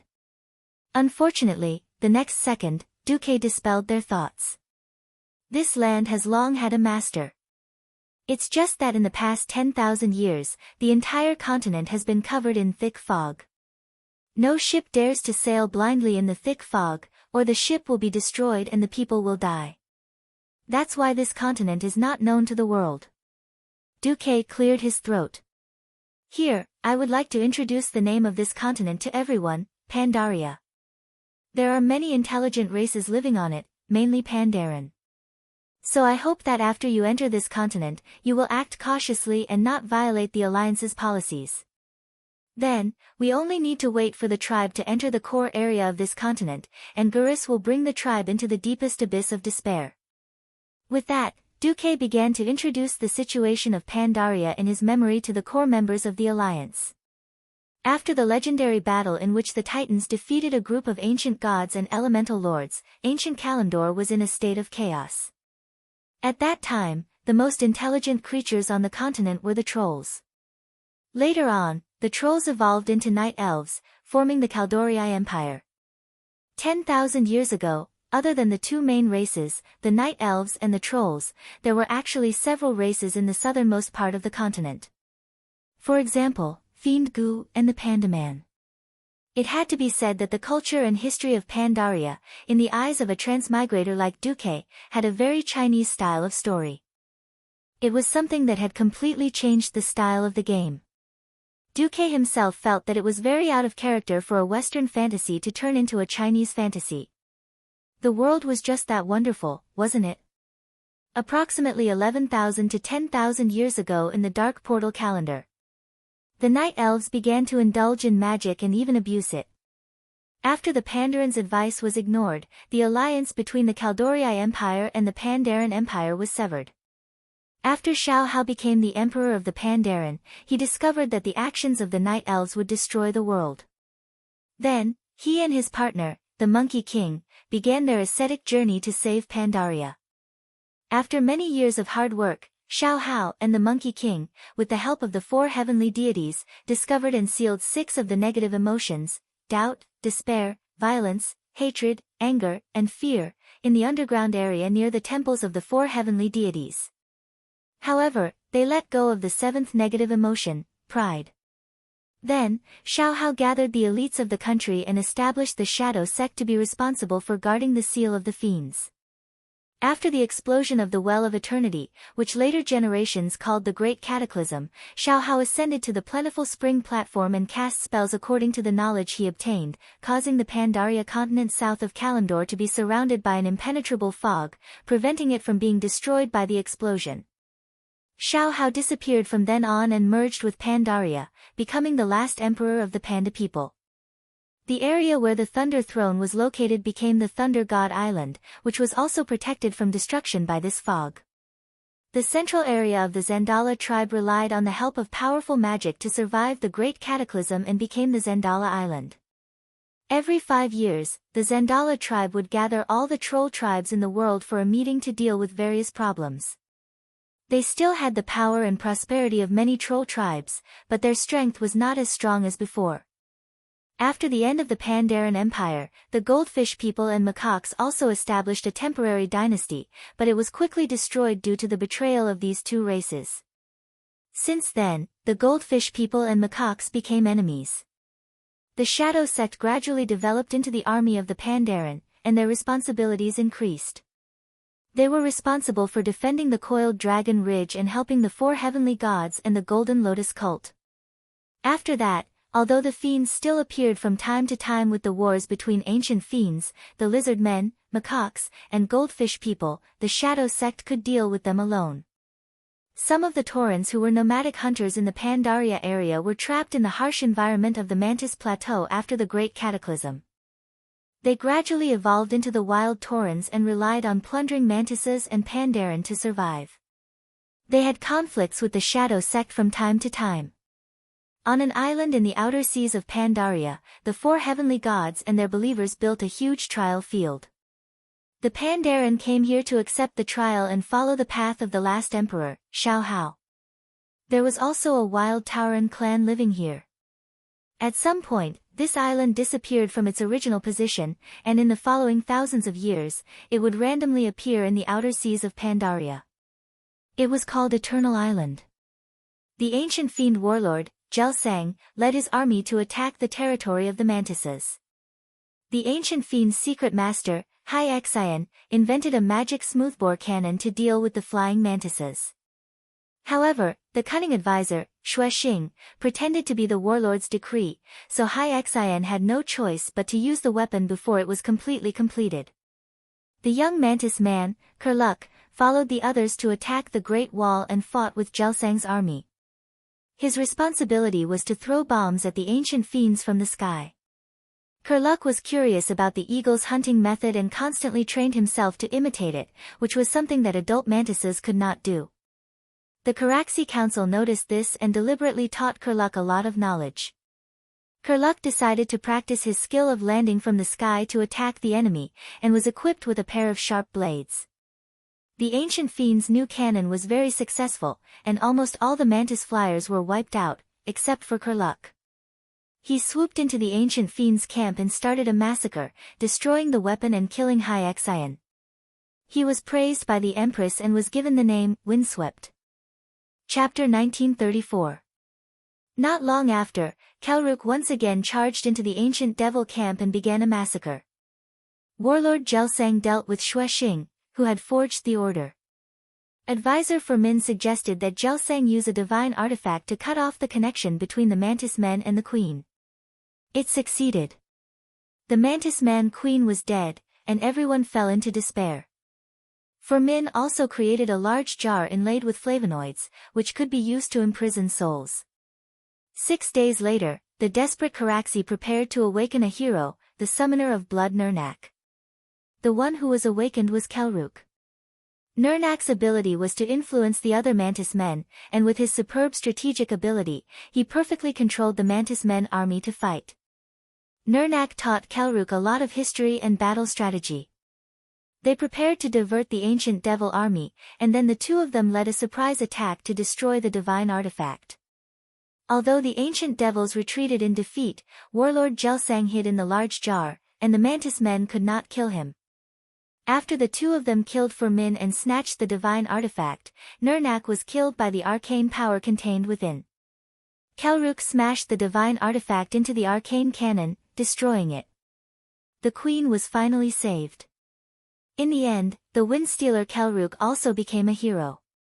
He was sealed until the Empire was in danger. The Door of Darkness started from about 3,000 to 2,700 years ago. The races living on Pandaria no longer understood the state of the other parts of Azeroth, and even thought that they had been destroyed. That was until the Pandaman Lu Lang rode on the back of the turtle god's son and left Pandaria to explore other parts of the world beyond the fog, becoming the first Pandaman explorer. The god's son returned once every 5 years. Over the years, more and more people joined Lu Lang's expedition team, and the god's son grew bigger and bigger, becoming a wandering island that roamed around the world. The Pandaman monks on the god's son island had 2 philosophies, the Earth-Water School and the Fire-Metal School. The leaders of these 2 schools were Aisha Cloudwalker and G. Firepalm. After Lu Lang's death, the god's son never returned to Pandaria, and the Pandaman living on his back cut off contact with Pandaria. Both sides thought that the other had been destroyed. The Door of Darkness started from 2700 to 26 years.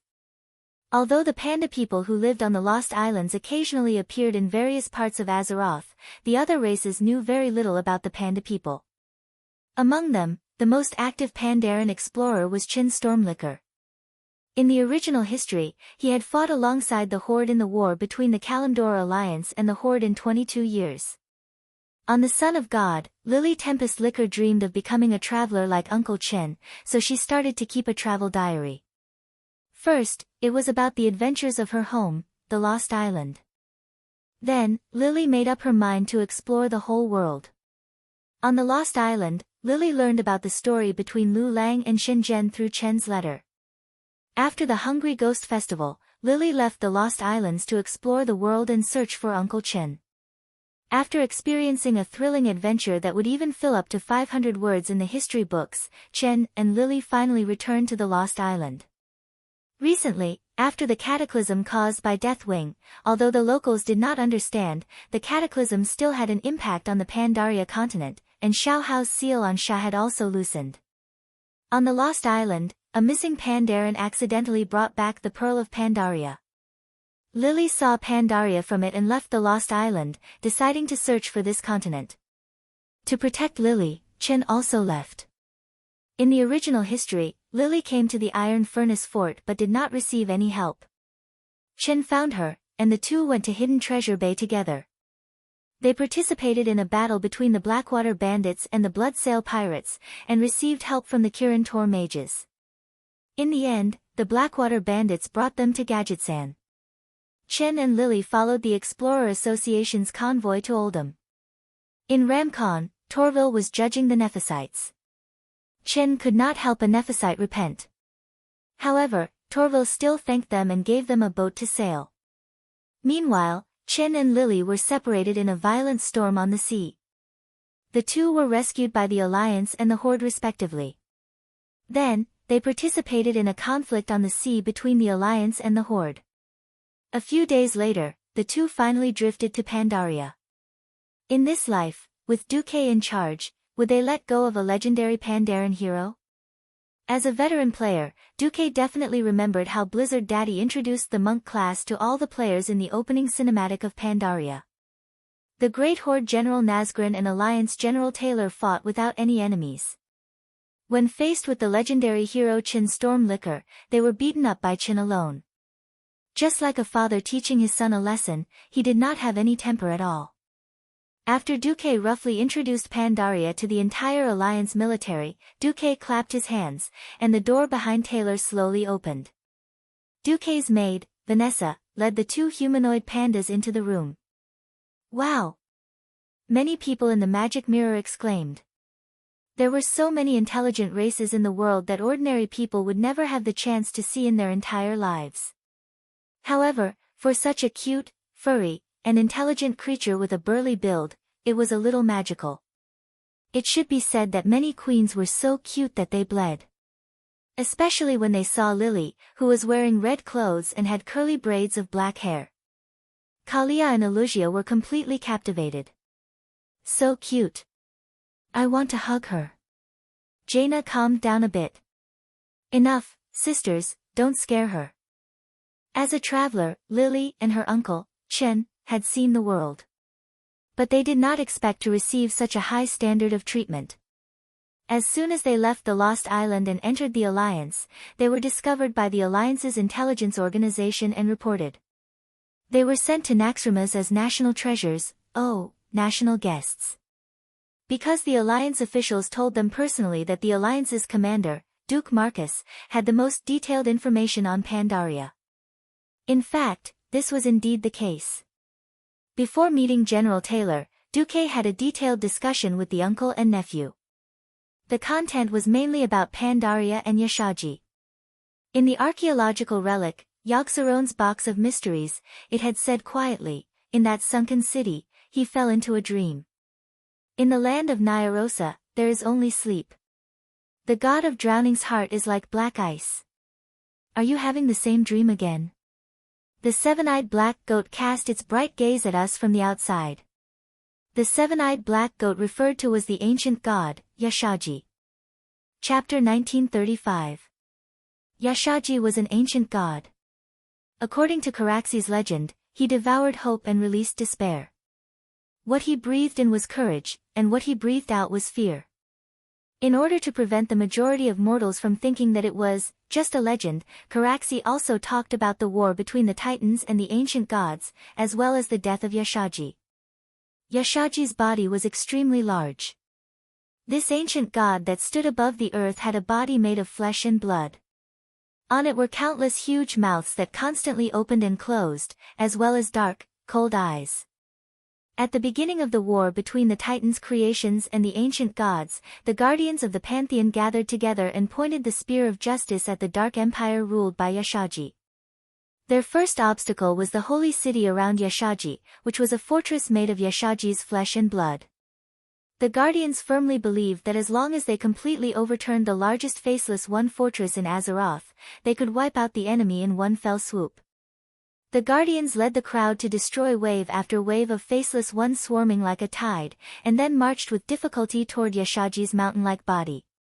By the time they captured the holy city and launched an attack on the ancient gods, the scattered bodies of the Titans' creations and the faceless ones had already submerged the mountains and rivers. Yashaji was far more powerful than the guardians imagined. The Titans' creation's spirit was poisoned by him, and then they gave birth to fear and could no longer see a glimmer of hope. The Pantheon couldn't help but worry that their servants would be overturned in the claws of the ancient gods. Therefore, they temporarily put aside the possible harm to the world and took a more direct action. The father of the Pantheon, the strongest Titan, Amon-Thul, used his body that was as large as the moon to break through the stormy skies of Azeroth. He used one hand to firmly grasp the writhing body of the ancient god. Immediately, he pulled his sturdy arm and pulled the ancient god out of the world's surface in one fell swoop. Yashaji's gigantic body immediately disintegrated. His boundless body scattered in all directions, instantly shattering countless mountains. Even the creations of the hundreds of Pantheon guardians near Yashaji could not help but turn into ashes. Legend had it that Yashaji's last terrifying breath covered Pandaria and left a terrifying shadow on this land that could not be eradicated. These shadows were the current fiends. The ancient god Yashaji exhaled before his death formed 7 baleful auras.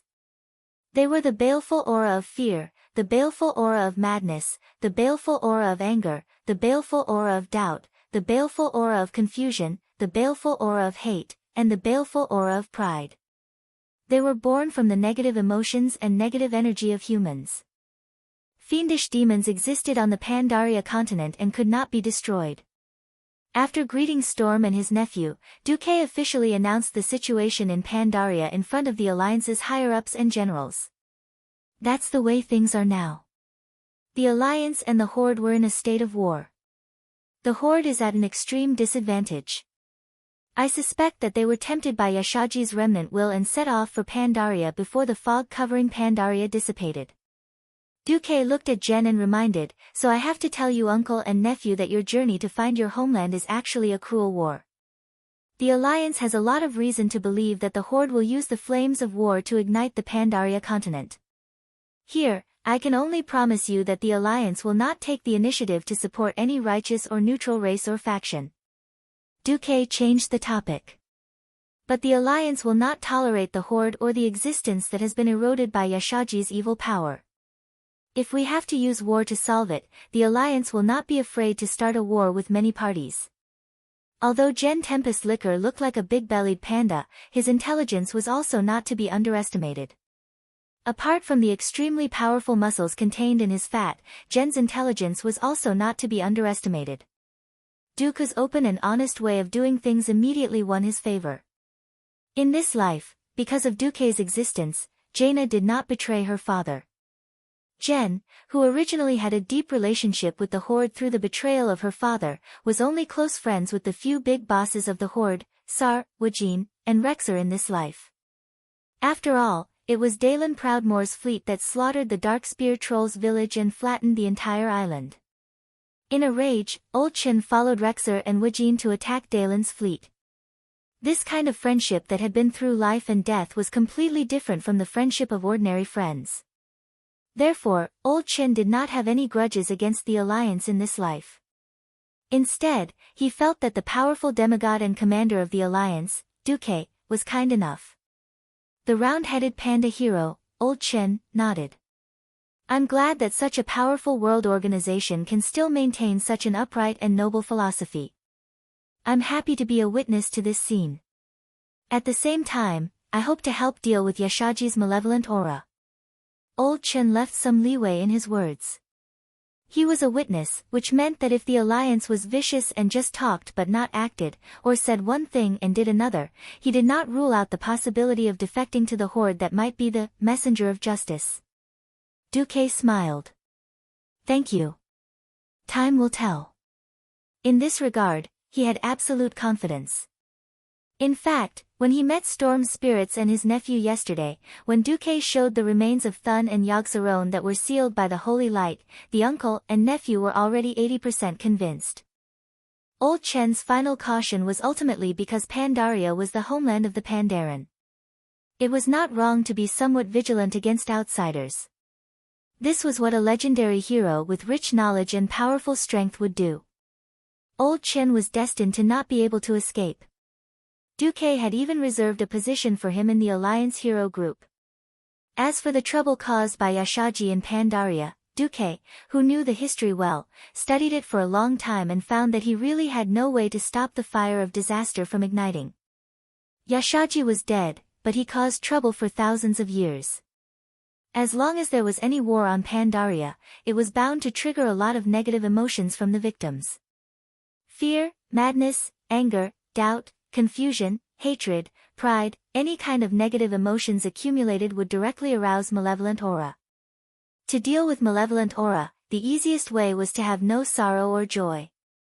All the ethnic groups on the entire continent would be happy and harmonious. Everyone would sing songs and eat barbecue and spend every day. But was that possible? Even if there were no tribes, just the large number of demon-kin, mantises, and Zandera trolls that remained were enough to cause trouble all day long. Regardless of whether the tribes and the Alliance came or not, the Pandaria continent was a terrifying powder keg that would ignite at the slightest touch.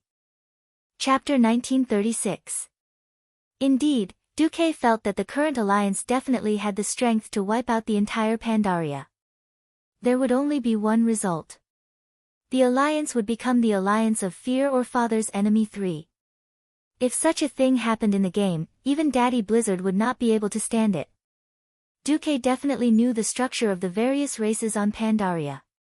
Which idiots deserved to die and which fellows could be kept alive. The problem was that Comrade Old Chen, who was technically a native creature, did not even know. Yet, an outsider like Duque suddenly said that he was a charlatan and wanted to kill all the mantises on Pandaria. How would Old Chen look at him? Spoilers might be bad, but it was enough.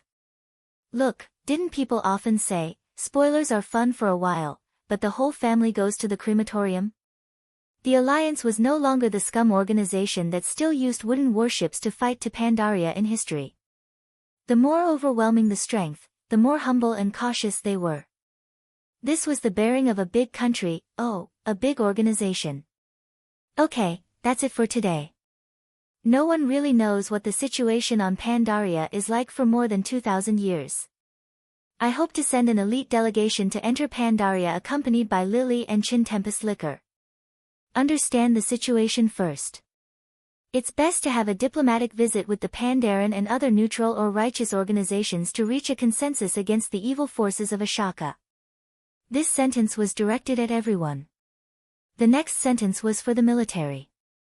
According to Chen, Pandaria is a continent with complicated terrain. Under the premise that we can't use weapons of mass destruction, it's inevitable to enter ground and close combat. Based on this, please quickly formulate a battle plan for mountain warfare in the Alliance military. At this point, Duque's speech was actually fine. The next sentence was like taking off one's pants and farting. As for the Horde's warships, immediately send out pursuit troops to let as few Horde enter Pandaria as possible. Because the Horde will become a disaster. You, Duque, were the one who put those broken Horde ships into Pandaria. Now you're asking us to formulate a battle plan for fighting in the hills and forests. The Alliance generals wanted to beat someone up. Only General Taylor smiled bitterly. On the other side, Brainless Roar's army was quite miserable. For all the survivors, this was definitely a nightmarish escape. First, he bumped into the Alliance's patrol team. Then, he was extremely lucky. He fired a few cannons randomly and took down 3 of the Alliance's flying ships in the middle of the night. After that, they engaged in a cannon battle with the Alliance's pursuing fleet and fought evenly. That would be strange. Looking over, Gurus felt that he still had a lot of fleets left. He had thought that once they were discovered by the Alliance, it would be good if only half of them remained. Who would have thought that there would be nearly 5/6 left? As they left the Alliance's absolute air defense circle, the captains of the Horde's ships realized that something was wrong when they counted their losses. The losses were too great. Most aerial battles would result in the destruction of the ship and the death of the pilot. Why does it feel like if the ship is not destroyed, the people will die? He didn't feel it at night. In any case, there were screams and chaos everywhere. In order to not become a target in the dark, no one was allowed to light a fire unless the ship was on fire. Whatever pain you have, hold it in for me. Anyone who dared to light a fire to see if they were injured would jump off the airship. In the morning, most of the captains found that their ships had become a slaughterhouse. The Alliance seemed to be pursuing a high hit rate, so they used a large number of shrapnel bullets called 3-style bullets. These shrapnel bullets were the upgraded version of the grapeshot bullets from the gunpowder era. Their target was purely soft damage, and they were aiming for human lives. For this sudden expedition, the Horde had gathered a large number of elite infantrymen. Almost every ship was stuffed like a can of sardines. It was completely crowded. Unless the captain insisted that no more people were allowed on board, the ship would crash. The commanders of the various Horde forced people in. As a result, facing the Alliance's shrapnel bullets, these Horde warriors, who could easily fight 10 people in close combat, lost their lives just like that. After the Alliance's shells penetrated the armor of the Horde's warships, they quickly exploded, forming a sharp cone-shaped killing area like an ice cream bucket. All the Horde warriors in that area were shot into a hornet's nest. Even if they were alive, most of them were seriously injured, lying in pools of blood and moaning in pain. In order to avoid the cannons that repeatedly hit the side of the ship, many airships crashed because the people inside all scrambled to the other side, causing the airship's propellers to lose balance and eventually crash. If the Horde had enough resources, they could give every elite Horde warrior a full set of armor, enough food, and medical supplies. Armor. Even the fiercest orc warriors didn't like to wear full body armor. This made them extremely weak in front of shrapnel. And on a ship, who would wear heavy armor that weighed more than 100 pounds? Speaking of medicine, at the beginning of the apocalypse, after the Horde and the Alliance became enemies, the Horde's medicine supply was completely cut off. Other than the herbs that the shamans made themselves, it could be said that the injured Horde warriors could not receive any effective treatment. The apocalypse also destroyed the natural environment in most areas, which led to a further decrease in the supply of herbs. If it wasn't for the Horde's extremely barbaric tradition, injuries basically relied on self-healing. If self-healing failed, you deserved it. Other than a few cries from your loved ones, no one took it seriously. If it was the Alliance that had a large lack of medicine, which led to an increase in casualties, they would have long exploded. The Fire of Heaven has 81 warriors that can still fight. The Mammoth has 219. Magatha, who was beside him, reported to Garush, which made the great chief very upset. The breakout plan was a success, but only a small part of it was successful. He had brought so many elites, but half of them died in the sky. This kind of *T made Garush go crazy. Great Chief, what about the wounded? On almost every ship, the wounded are several times more than the number of people who can still fight. Let the seriously injured people end their own lives. We are not weak dogs of the Alliance. A true Horde warrior, after suffering a fatal injury, will always find an enemy on the battlefield that can perish together with him. Garush roared angrily. His thunderous voice made everyone tremble with fear as they conveyed his orders. No one noticed that the violent aura in their great chief's eyes was spreading uncontrollably. Fear, madness, anger, doubt, confusion, hatred, and pride. 7 terrifying auras formed 2 small vortexes. In Garush's bloodshot eyes, they impressively replaced the most central pupil. Then, a tragic scene occurred. The seriously injured orcs were ending their own lives. One by one, they were either forced or chose to jump from the side of the ship into the cold sea. Chapter 1937. The Black Dragon used her fingertips to control the fire elements to help Duque roast chicken wings. Vashj, on the other hand, held her cheeks and used the water element to control the front line. From another perspective, if the living resources were abundant, who would be willing to let their relatives and friends cut off their own lives? Duque hid in Naxxramas and still did not show his face in public. Unfortunately, as long as it was a livelihood, it needed strong economic support. At this time, not many people noticed that they had actually entered Pandaria and were beginning to be affected by Yashaji's murderous aura. It was normal for Vashj not to show up personally. Generally speaking, gods had their own style. Even demigods did not come out so easily. Beastmen were ruthless to others and also to their own people. This should be considered a subsidiary of a subsidiary. Although there were small islands scattered around the jadeite forest in the southwest, the altitude was lower. Other than those damn reefs, it was one of the few options for ships to reach Pandaria. It was late at night, there was no moonlight, and the visibility was frighteningly low. This was also amazing. Even if the route was deviated, it should go to the Mantis Plateau in the west, or the Beast Island in the north. Traditional beastmen would despise those cowards who were injured and disabled on the battlefield but shamelessly lived on and occupied the clan's living resources. They contacted and helped the local Pandaren in the jadeite forest to remove the other party's control. The Pandaren of Sweet Dew Village and the Horde defeated the Alliance army in the north, the Pandaren of Morningwind Village and the Alliance defeated the Horde army in the south. The effects of the war began to appear. The Pandaren sent Zhu Tulan to personally try to stop the war, but to no avail. Master, it's done. I sent Carathilas to negotiate. Now the pearl-finned wraiths have agreed to join Master's water elemental army. Vashj smiled. In a situation where there was not enough food, the old and the weak were abandoned. This was a matter of course for traditional beastmen, but Sal could not accept it. In a sense, Sal's way of doing things in the Horde was not bad. Oh, it's really simple. It was an exaggeration to say that it was a song, but it was just a random humming. Just like the Alliance, all kinds of post-war bills and war bills implemented a social security system. It ensured the continuation of the bloodline of the soldiers who sacrificed themselves for the Alliance and the safety of their loved ones. That was why the soldiers were united and fearless of sacrifice. Now, with the 4 great elemental lords and the support of Fate's hands, the pearl-finned goldfish people in the Jadeite forest were willing to join the Alliance.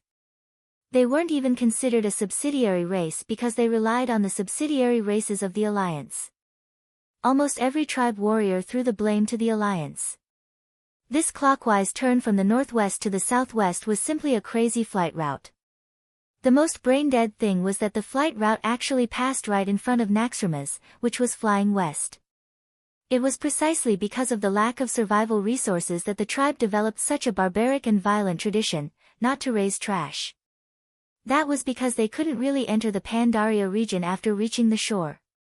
In the original history, the Alliance ship Heaven Seeker, which was escorting the tribal prisoners of war, had crashed on the back of the giant turtle, causing the giant turtle to almost be sucked into the giant whirlpool and self-destruct.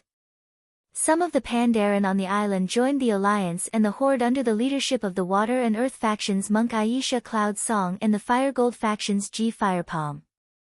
Their heroic self-destruction attracted sharks and other creatures in the sea.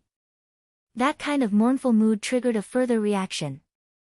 For example, during the Second Battle of the Dark Portal, the orc warlock Necros, who helped the Dragon Maw clan chief Zuluhid control Alexstrasza, was despised by his clansmen and even the entire tribe because he was lame.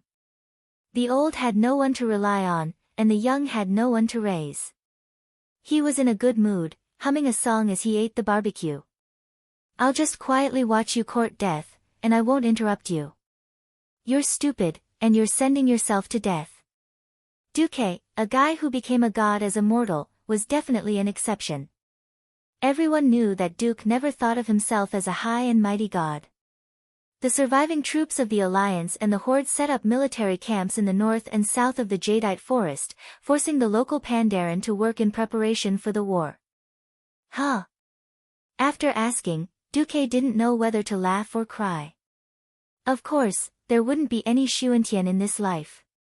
Suddenly, a secret communication was connected, and Jaina immediately said, "Not good. The Horde is in trouble." Several airships had crashed on the island of Disorientation, which was the body of the giant sea turtle, Shenzhen. And one of the airships smashed into the big turtle's head. Shenzhen should have fainted. He seems to be drifting in the direction of the Great Maelstrom. As long as they didn't light up the lights, the Horde's airships, which relied on their vision to search for the enemy, would probably be able to maintain silence and fly within 3 kilometers without the Horde noticing. Bulang Bronzebeard looked at the dense dots on the radar, each of which represented a Horde airship. He couldn't help but complain, "Damn it. Getting rid of these Horde now is easier than killing wild ducks by the pond with an old-fashioned gun 100 years ago." Beside him, Vashj and Onyxia looked like they had been left out. What the hell? Under Brainless Roar's mysterious navigator, they first deviated east, then went straight south, and finally made a miraculous turn west to land in the Jade Forest area. Normally, the shortest route from Orgrimmar to Pandaria should be to Thunder God Island in the northwest of the Pandaria continent. After Sal came to power, the situation was much better. Of course, for the sake of their great commander's plan, the Alliance had to order Naxxramas and the thousands of airships around it to move north. The mystery of Pandaria was a mystery because there were many incredible places on this continent. "Come on. For the end of the Horde," Jaina teased. This was equivalent to going in a big circle around Pandaria to reach their destination. Brainless Roar, you idiot. You're driving AF*King spaceship. Duque wanted to kill someone. Sometimes, he also made things difficult for his subordinates. Yes, for the end of the Horde. At some point, hundreds of generals in the command center responded in unison. In the slave camp, Sal had seen too many tragedies. If it was a ship sailing on the sea, it really couldn't be said that the Horde was at fault. This was because the entire western, northwestern, and northern edges of the continent and islands of Pandaria were all steep stone walls that were hundreds of meters high. Without climbing tools, just reaching the shore was useless. Chapter 1938. First, the Alliance's flying ships had long since become all steel, powered by a diesel engine and a magic array anti-gravity system. Second, and most importantly, the naming method of the Alliance's warships had been monopolized by that bastard Duque. Duque rarely abused his power and wantonly named the Alliance's new warships after the Second World War ships on Earth. Except for the earliest Heavenbreaker, Duque monopolized all the naming rights for the new warships that followed. The dwarves and gnomes were also helpless. The glue rule was that whoever invented it named it.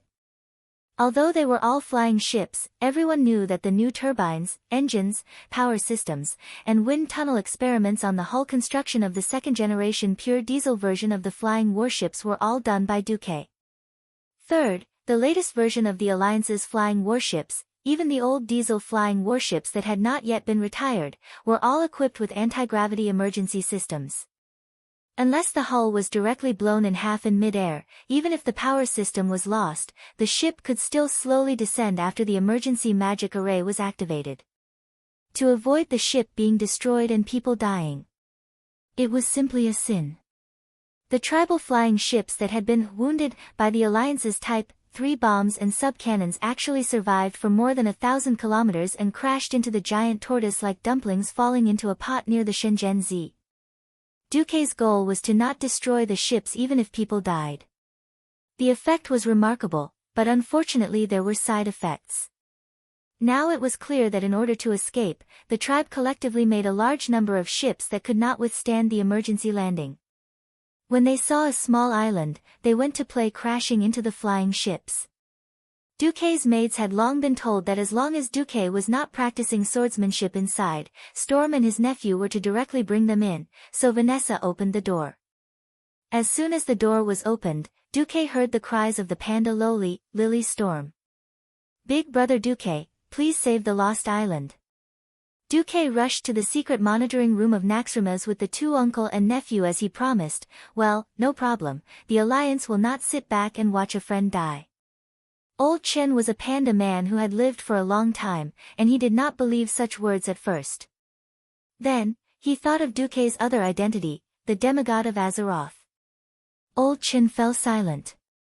No matter what, as long as there was a glimmer of hope, no one wanted their hometown to be destroyed. The monitoring room was not far from Duque's study. It was also a special space attached to the center of Naxrimas. Inside, Duque's other maid, Solarian, had already opened a series of magic mirrors. Originally, Duque could have done this in his study, but Duque wanted it to be more formal. Shenzhen might have a concussion. He's completely unconscious. According to the data sent by our scout ship, there seems to be a lump in its head caused by congestion. With Solarian's explanation, the uncle and nephew saw the head of their old home, the giant turtle, swollen to the size of a goose. Crack! Old Chen suddenly clenched his fists because he saw battles erupting everywhere on Shenzhen's back, which was the so-called Lost Island. In this day and age, there were still no high-powered optical magnifiers. If the Alliance's scout ships wanted to obtain a clearer optical image, they could only let Morningstar wizards risk releasing Magician's Eye ahead. This small eye made of arcane magic could fly to a distance of about 1 kilometer and observe the situation at a close distance. The image was a little blurry, but it could still be clearly seen. A group of burly, green-skinned warriors were slaughtering the black and white Pandaren. It was not a battle, because Old Chen recognized at a glance that it was the Chihan winery he often went to. The bright red bamboo trees around seemed to have some magic, because their petals could maintain their former color for a few months after they were plucked. But at this moment, they, along with the surrounding villages, were in a sea of fire. The ground was littered with the corpses of ordinary Pandaren. Orcs wielding battle axes were fighting the Pandaren from the Great Net Farm and Verdant Village, and even the warrior monks of Wuchen Temple. Seeing this scene, Duque almost laughed like a pig in his heart. He never thought that the tribe's intelligence would drop after following the brainless roar for so long. He didn't know if it was because they were provoked, but they actually attacked the Pandaren indiscriminately. This was a godlike assist to the alliance. Old Chin gnawed on the bamboo leaf that he often held in his mouth. Duque knew that this old panda was most likely furious. His hometown was messed up by a group of people who used to be his friends. This feeling of betrayal was more annoying than a group of strange bandits suddenly coming to his door. Old Chin already had self-control not to go berserk on the spot. On the other side, Lily was crying non-stop. "Commander Marcus, do you have any good ideas?" Old Chin tried his best to make his voice sound calm. Duque, winner of the Azeroth Oscar, had a heavy expression on his face. "The tribe above is just a small problem. Later, I will send a few fast airships. Old Chin, you will lead the Alliance's elites over, and they will soon be suppressed. The key is Shenzhen's coma." "Yes." Old Chin was still nervous. Lily, who was next to him, looked at Duque with a sorrowful expression. If Duque was a person overflowing with love like Kalia, he would probably immediately fall for that pair of watery black eyes. Duque didn't keep him in suspense and directly changed the topic, fortunately. The Alliance has experience in dealing with similar things. 30 years ago, I used almost the same trick to save the lives of 50,000 elite soldiers of Storm City. Duque snapped his fingers, and Vashj, who had followed him in, immediately began to transform. A 6-armed Naga with a snake tail startled Old Chen and his nephew. Vashj crossed her 6 arms in front of her chest and bowed to Old Chen and his nephew. "I am Vashj, Master Marcus Maid. Currently, I am in charge of the tidal throne on behalf of Master. I command 200,000 Naga warriors and 2 million fishmen." The simple introduction caused Old Chen's heart to tremble. He had long heard that the alliance was amazing, with several demigods overseeing it. But he really didn't know that the alliance was so amazing. However, Vashj explained to Old Chen in a few words how Duke used a weak Murloc clan to drag a huge block of ice to save the people. After listening, Old Chen's blood surged, and his heart thumped in his chest. "As long as we can save the Lost Island, the Alliance will be a friend of the Pandaren forever," Old Chen solemnly declared. If Old Chen was the leader of the Pandaren, he would probably swear to let the Pandaren join the Alliance. Unfortunately, Old Chen was not. The official leader of the Pandaren was Xiaohao. The problem was that this Pandaren emperor, who had the same name as the mythical character from before Duque transmigrated, had been hanging for 10,000 years. Chapter 1939. In the ancient war, the Night Elves went overboard and attracted President Shaman to worship them like a god. In the end, they blew up the Well of Eternity and the ancient Kalimdor continent. The Pandaren emperor, Emperor Xiaohao, calmly raised his staff in front of all the people and cast a spell. The entire Pandaria broke free from the main continent of Kalimdor, like a huge Noah's Ark, quietly and alone drifted into the depths of the sea. At the same time, a thick fog rose from the surrounding sea, carefully wrapping the entire Pandaria continent. From then on, Pandaria was hidden and no longer harassed by the outside world. Seeing that their home was finally saved, all the Pandaren couldn't hold back their excitement. They couldn't wait to cheer and celebrate. The entire Pandaria began to celebrate. Every Pandaren was jumping and laughing happily, celebrating their survival. Unexpectedly, just as the panda people were celebrating, Emperor Xiaohao fell to the ground with a thud under everyone's watchful eyes. The emperor, who had worked his whole life to save his people, fell just like that and never got up again. Gradually, the emperor's entire body seemed to be disintegrated. Yes, he also turned into fog, lingering and becoming a part of the continent under the feet of his beloved people. This was the story of the last emperor of the Pandaren Empire. His legend had come to an end. The emperor was gone, and the Pandaren Empire collapsed.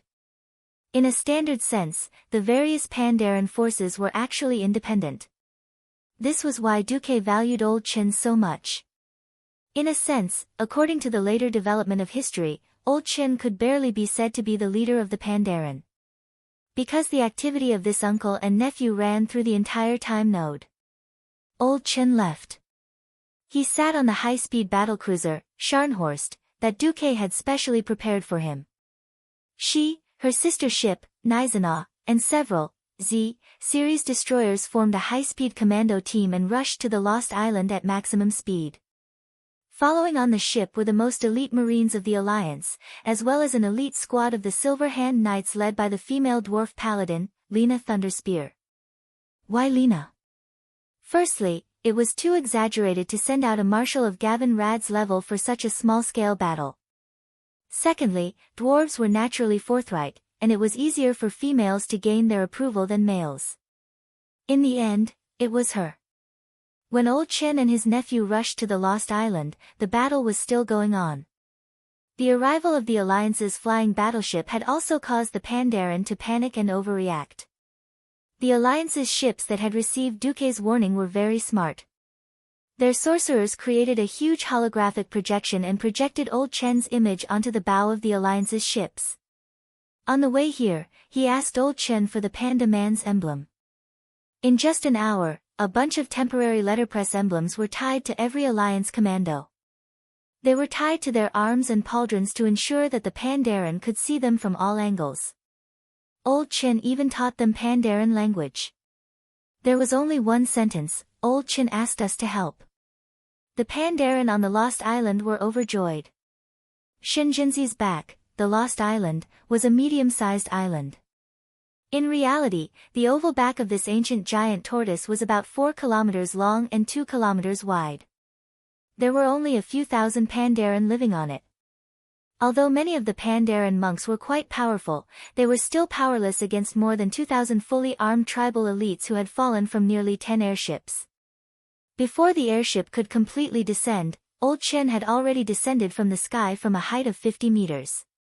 Before he landed, he leaped and swung his huge stick. Using the terrifying power of gravity to accelerate, he swung it diagonally and swept it horizontally. Bang! Bang! Bang! A total of 7 or 8 orc warriors, their burly bodies weighing more than 400 kilograms, were all swept away by Old Chen. Phew! Old Chen exhaled a mouthful of turbid air. Through the gap of his round hat that was missing a corner, his cold and angry eyes were revealed. He immediately spat out a mouthful of liquor, and the high alcohol content of Drunken Cloud turned into a fire breath spell when it came into contact with the flames. The 2 howling orc centurions who were charging at him turned into 2 human-shaped torches. Old Shen, tell everyone that the humans in golden armor are my helpers. Got it. Old Shen, who was dressed as a gardener, immediately understood. In the midst of the battle, a burst of shouts spread out. In the sky, the Alliance's airships did not fire their cannons. This distance was not suitable for parachuting. Because it was too slow. Hundreds of ropes hung down from each airship. The Alliance Special Forces, who had been trained in high-altitude rope rapid descent, descended from the sky in armor. As soon as they landed, they directly fought with the orcs. Even if they were accidentally attacked by the Pandaren, they just grinned and said in unfamiliar Pandaren language, Old Chen, found me. The entrance of the Alliance soldiers quickly eased the battle situation.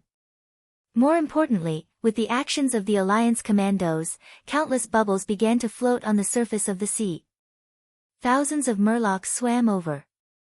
These noisy murlocs, under the leadership of Naga, began to climb to the edge of Shinjinzi's turtle shell and threw the ropes over. The female Naga siren priest directly froze these ropes. 1, 2, 3. Pull. The murlocs worked hard, and the Naga shouted. The Pandaren on the entire Lost Island could clearly feel that the Lost Island, which had begun to move in the direction of the Great Whirlpool, seemed to be breaking away from the suction of the Great Whirlpool. Occasionally, the Pandaren who were free ran to the shore and were surprised to see tens of thousands of murlocs trying to pull the Lost Island in the opposite direction. Not only the murlocs, but in the direction of the Great Whirlpool, a huge fish-shaped monster floated to the surface. It pressed its forehead hard against the Lost Island, and a huge tail slapped the water hard, trying to pull the Lost Island out. In addition to it, more water elements emerged from the bottom of the sea. They raised their thick arms and pushed the island hard. The battle on the Lost Islands was still ongoing. Half an hour later, the Alliance fleet arrived. Hundreds of airships threw down ropes, secured the island with the help of the Naga, and then pulled the island out of the great whirlpool at full power. An hour later, even Naxxramas arrived. This behemoth, which was no smaller than the Lost Island, played a vital role. Hundreds of thousands of energy beams swung down from Naxxramas and grabbed the edge of the Lost Island by itself. It took half an hour to drag and pull the unconscious Shinjinzi out of the dangerous waters. At this time, the battle on the island was over. More than 2,000 orc warriors were wiped out. Every corner of the island rang with the cheers of the Pandaren. Long live the Alliance! Chapter 1940. This was definitely an accident. Duque dared to swear that there was absolutely no such scene in the original history. He couldn't imagine how brainless the tribal warriors were to start a massacre as soon as they landed. This made something that could be said to be farsighted happen. The Pandaren spontaneously praised the Alliance. Because not only did the Alliance send people to save their people according to Old Chen's request, but the Alliance also did the heroic deed of saving Shinjinzi. It was a miracle to drag an ancient giant tortoise that weighed 10,000 tons. The Pandaren of the Lost Island held a grand welcome ceremony for the arrival of the Alliance. There were red lanterns, firecrackers, couplets, and even lion and dragon dances everywhere. This made Duque, who had secretly come to the Lost Island, think that he had returned to the countryside of the Celestial Empire. That kind of ink painting of the countryside made Duque feel very comfortable. What surprised Duke the most was that the leaders of the Earth and Water faction and the Fire Gold faction, the two Pandaren sects that came from different eras, Aisha Cloudwalker and G Firepalm, both of them wanted to join the Alliance at the same time. That's right. They wanted to join the Alliance. Duque clearly remembered that Ji Huazhang of the Huazhang sect had directly joined the Horde in history. Why did they join the Alliance? Would there still be Pandaren in the Horde? With a shudder, Duque immediately came to a realization. No wonder the Huazhang sect made this choice. First, it was the Horde who attacked the Lost Island, and no matter how you looked at it, the Horde was evil, and the Alliance was simply the messenger of justice. Second, the Alliance looked more powerful. At first glance, it was obvious that the Alliance's warships were far superior to the Horde's level. The Alliance's Naxxramas and the Marine Race Army were completely showing their muscles. If they still foolishly joined the Horde at this time, then, what about the tribal warriors who were killed? Wasn't this what a certain transmigrator often heard in the Celestial Empire, 49 years to join Old Jiang? For fighters like the Pandaren, Duque would definitely accept them. The profession of warrior monks, even if it became a little awkward in the later stages, their strength was neither strong nor weak, and their development prospects overlapped with other melee professions. But this was war, and the professions played the role of elites in war. They were not simply ordinary soldiers who were regarded as consumables by many generals, and there were no rigid requirements for logistics. Upon entering the elite level, the diversification of development would cause the enemy to be at a loss as to what to do. Speaking of which, how many people know that pandas are actually ferocious beasts? Soon, another piece of information attracted Duque's attention. After returning to Naxxramas and carefully examining the corpses of the Horde warriors, Ol Chen said with certainty, these orc warriors have a murderous aura. Huh? Baleful aura? Duque's system elf had indeed analyzed the aura of Yashaji, but Duque was surprised that Old Chen, a Pandaren who had never seen Yashaji before, was so sure. Not only Old Chen, but even the big sister of the Earth and Water faction, Aisha, and the big shot of the Fire Gold faction, Ji Huazhang, came to the same conclusion. This must be an evil orc who had been instructed by Yashaji to head to Pandaria in order to resurrect Yashaji. This conclusion made the Alliance elders nervous. If it was just to beat up the Horde, the Alliance wouldn't care no matter how many Horde warriors there were. If the ancient gods were involved, then it would be a different matter. The two ancient gods who had already appeared could be said to be more formidable than the other. Si Thun had merely let the Kiraj insectoids wreak havoc on half of the Kalimdor continent. Yogg-Saron had controlled the entire Order, and had almost controlled the 4 guardians, Garrican. A total of 5 guardians had been controlled. The Alliance had cooperated with the Guardians many times and was well aware of their strength. At the level of the Guardians, conventional weapons were completely ineffective. Cannonballs were just explosive reactions of the fire element to the Guardians, plus flying items that were slightly faster. The high-level laws on the Guardians directly ignored them. It was this kind of Guardian that was tricked by a stupid dragon into 5. Since they were destined to be enemies, Duque also pretended to ask Tyrande, and then went to ask Tarim, the king of thunder and lightning, as well as Mimiron, to get a large number of books and records about the ancient gods. Tyrande had mainly obtained Elun's records. Tarim got first-hand information about the Guardians' battles. Everyone knew how huge Yashaji's body was and how terrifying its influence was. Hearing about the murderous aura, the most sensitive nerves in the hearts of the Alliance and Pandaren were touched. Under the discussion of the Pandaren and the big bosses of the Alliance, they quickly put the blame on the Horde. At first, Duque thought that this was slander, because in history, Brain-Dead Roar didn't become the public enemy of Azeroth so quickly because of the murderous aura. Later on, Duque realized that he didn't even think of it. What was this about putting the blame on? Brain-Dead Roar was really full of shit. What happened next was mostly in the direction of history. For example, the Zandala trolls who had stood on the side of the Alliance when the Alliance attacked Zul'Gurub. William allowed the more rational faction of the trolls to continue to stay on their island in Stranglethorn Vale, acknowledging that it was the territory of the Zandala trolls. But the situation changed. After seeing the Alliance destroy Zwaman and Zul'Gurub, the Zandala trolls had a different view of the Alliance. Some of the trolls believed that the Alliance would attack them sooner or later.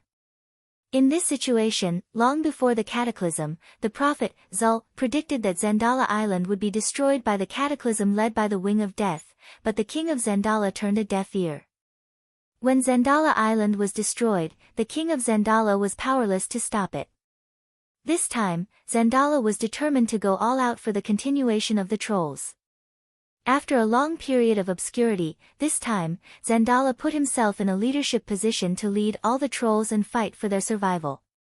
In any case, the wise men of Zandala were completely convinced by Zul at this moment.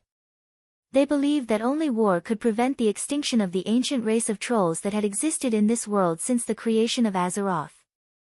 Most of the troll tribes were unified under the banner of Zandala rebuilding the glory of the Troll Empire, including the defeated forest trolls of Zwaman and the Gurubashi forest trolls that had split into countless scattered tribes all over Stranglethorn Vale. Stranglethorn Vale was very large and had a lot of caves. Even when the Alliance occupied the entire Stranglethorn Vale, there were still a large number of trolls hiding in the caves, struggling at death's door. It was under Zul's call that these trolls all rushed out and attacked many of the Alliance's civilian ports. They used old-fashioned wooden warships to form a large but not powerful fleet, preventing the destruction of Zandala. And Duque took advantage of this. Chapter 1941. The Alliance in Azeroth had long been modified by Duque to the point where it was almost unrecognizable. Before the Cataclysm, the Alliance had a strict radar warning system. Especially on the west coast of the Eastern Kingdom, where humans and dwarves were the majority, there was a radar station every 100 kilometers. Each radar station was stationed with at least one company of soldiers, with 3 griffins or hippogriffs. There were also coastal patrols 3 times a day. If the Alliance could discover the Horde's flying fleet, how could they not discover the Zandala trolls? William had suggested to Duque if they should strike first. Duque shrugged. Why should we stop them from leaving the Eastern Kingdom? Is it because there are too many soldiers in Stormwind and they like to play with trolls all over Stranglethorn Vale? If they leave, there will be one less problem. When the time comes, we will have an excuse to intervene in Pandaria. Stranglethorn Vale was thousands of kilometers from north to south. Even the Kiraji bugmen were a huge problem. It was impossible to kill all the trolls in the underground space that was similar to stalactites. Now that they had come out to die, it couldn't be better. Sure enough, Duque's personal thief, Edwin Van Cleef, quickly sent back news that Zendala's boss, Zul, had decided to ally with Zendala's ancient ally, the Ancient Devils. Thus, Zendala was on the opposite side of the alliance for the first time. The Ancient Devils gathered under the leadership of the weapons master, Theon, and planned to take advantage of the chaos to regain control of Pandaria. At this time, the main force of Pandaria transported by the Horde's airship began to set up military camps in the south of Jade Forest, forcing the local Pandaren to work in preparation for the war. Gurus used violence to enslave the Pandaren of Sweet Dew village and began a massacre, wiping out the Pandaren of Morning Breeze village. Taking advantage of the conflict between the macaques and the goldfish people, they joined forces with the macaques to attack the Pearl Fin goldfish people's territory. They didn't expect the alliance to make a move first. The silly macaques ran to Pearl Fin village and were ambushed by the goldfish people and Naga. But the war also caused the influence of Fiend to appear. The Pandaran's boss, Zhu Tulan, personally tried to stop the war but to no avail. At this time, a Dragon Maw clan beastman who had been liberated by Sal from the shelter, Kirk, was on his way to Pandaria when his spaceship crashed on the coast of the Jadeite forest. The spacecraft crashed into an auspicious dragon in the clouds. The mother dragon died to protect the young dragon and entrusted the young dragon to Kirk. One man and one dragon struggled to survive on the coast of Pandaria. Kirk decided to hand the dragon over to the Cloud Dragon Knights. However, Pandaman Elder only urged him to stay and asked him to raise this young dragon. He agreed and decided to let the Flying Dragon tribe listen to her and become a real dragonthroat orc. However, his philosophy conflicted with the Pandaren of the Knights. Due to his injuries, the training did not go well. Later, the Horde's General Nazgûl personally led the Horde's army to attack the Pearl Fin's village. This time, he was almost dragged into the water by Vash's subordinate, the Deepwater Lord Caratheras, to teach him how to reincarnate as a murloc. The tribe suffered a great loss, and nearly 5,000 orc warriors died. However, this intense battle had freed all the baleful auras from their seals. During this period, the Pandaman wanderer Zhozhua came into contact with the Horde. He was still searching for the ancient prophecy, but he could not prevent the outbreak of war and the release of the baleful auras. The baleful aura of doubt raided the Green Dragon Temple, corrupting and slaughtering a large number of Pandaman monks. The baleful aura of despair occupied the Vermilion Bird Temple. The baleful aura of fear broke the seal and escaped from the cave where the Mantis people were hiding and invaded the palace of the Mantis People Empire.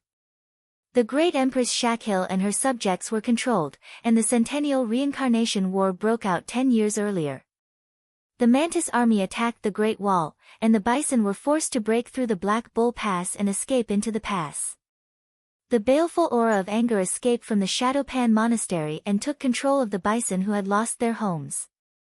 The cavalry army burned and plundered the Pandaman village in Kunlai Mountain, causing heavy casualties among the people. The baleful aura of violence and hatred started a war in the Shadowpan Monastery, and the main force of the Shadow Trace sect suffered heavy casualties. At this time, Old Chen had already entered Pandaria with some of the elites of the Lost Island. He was lobbying various forces to accept the alliance.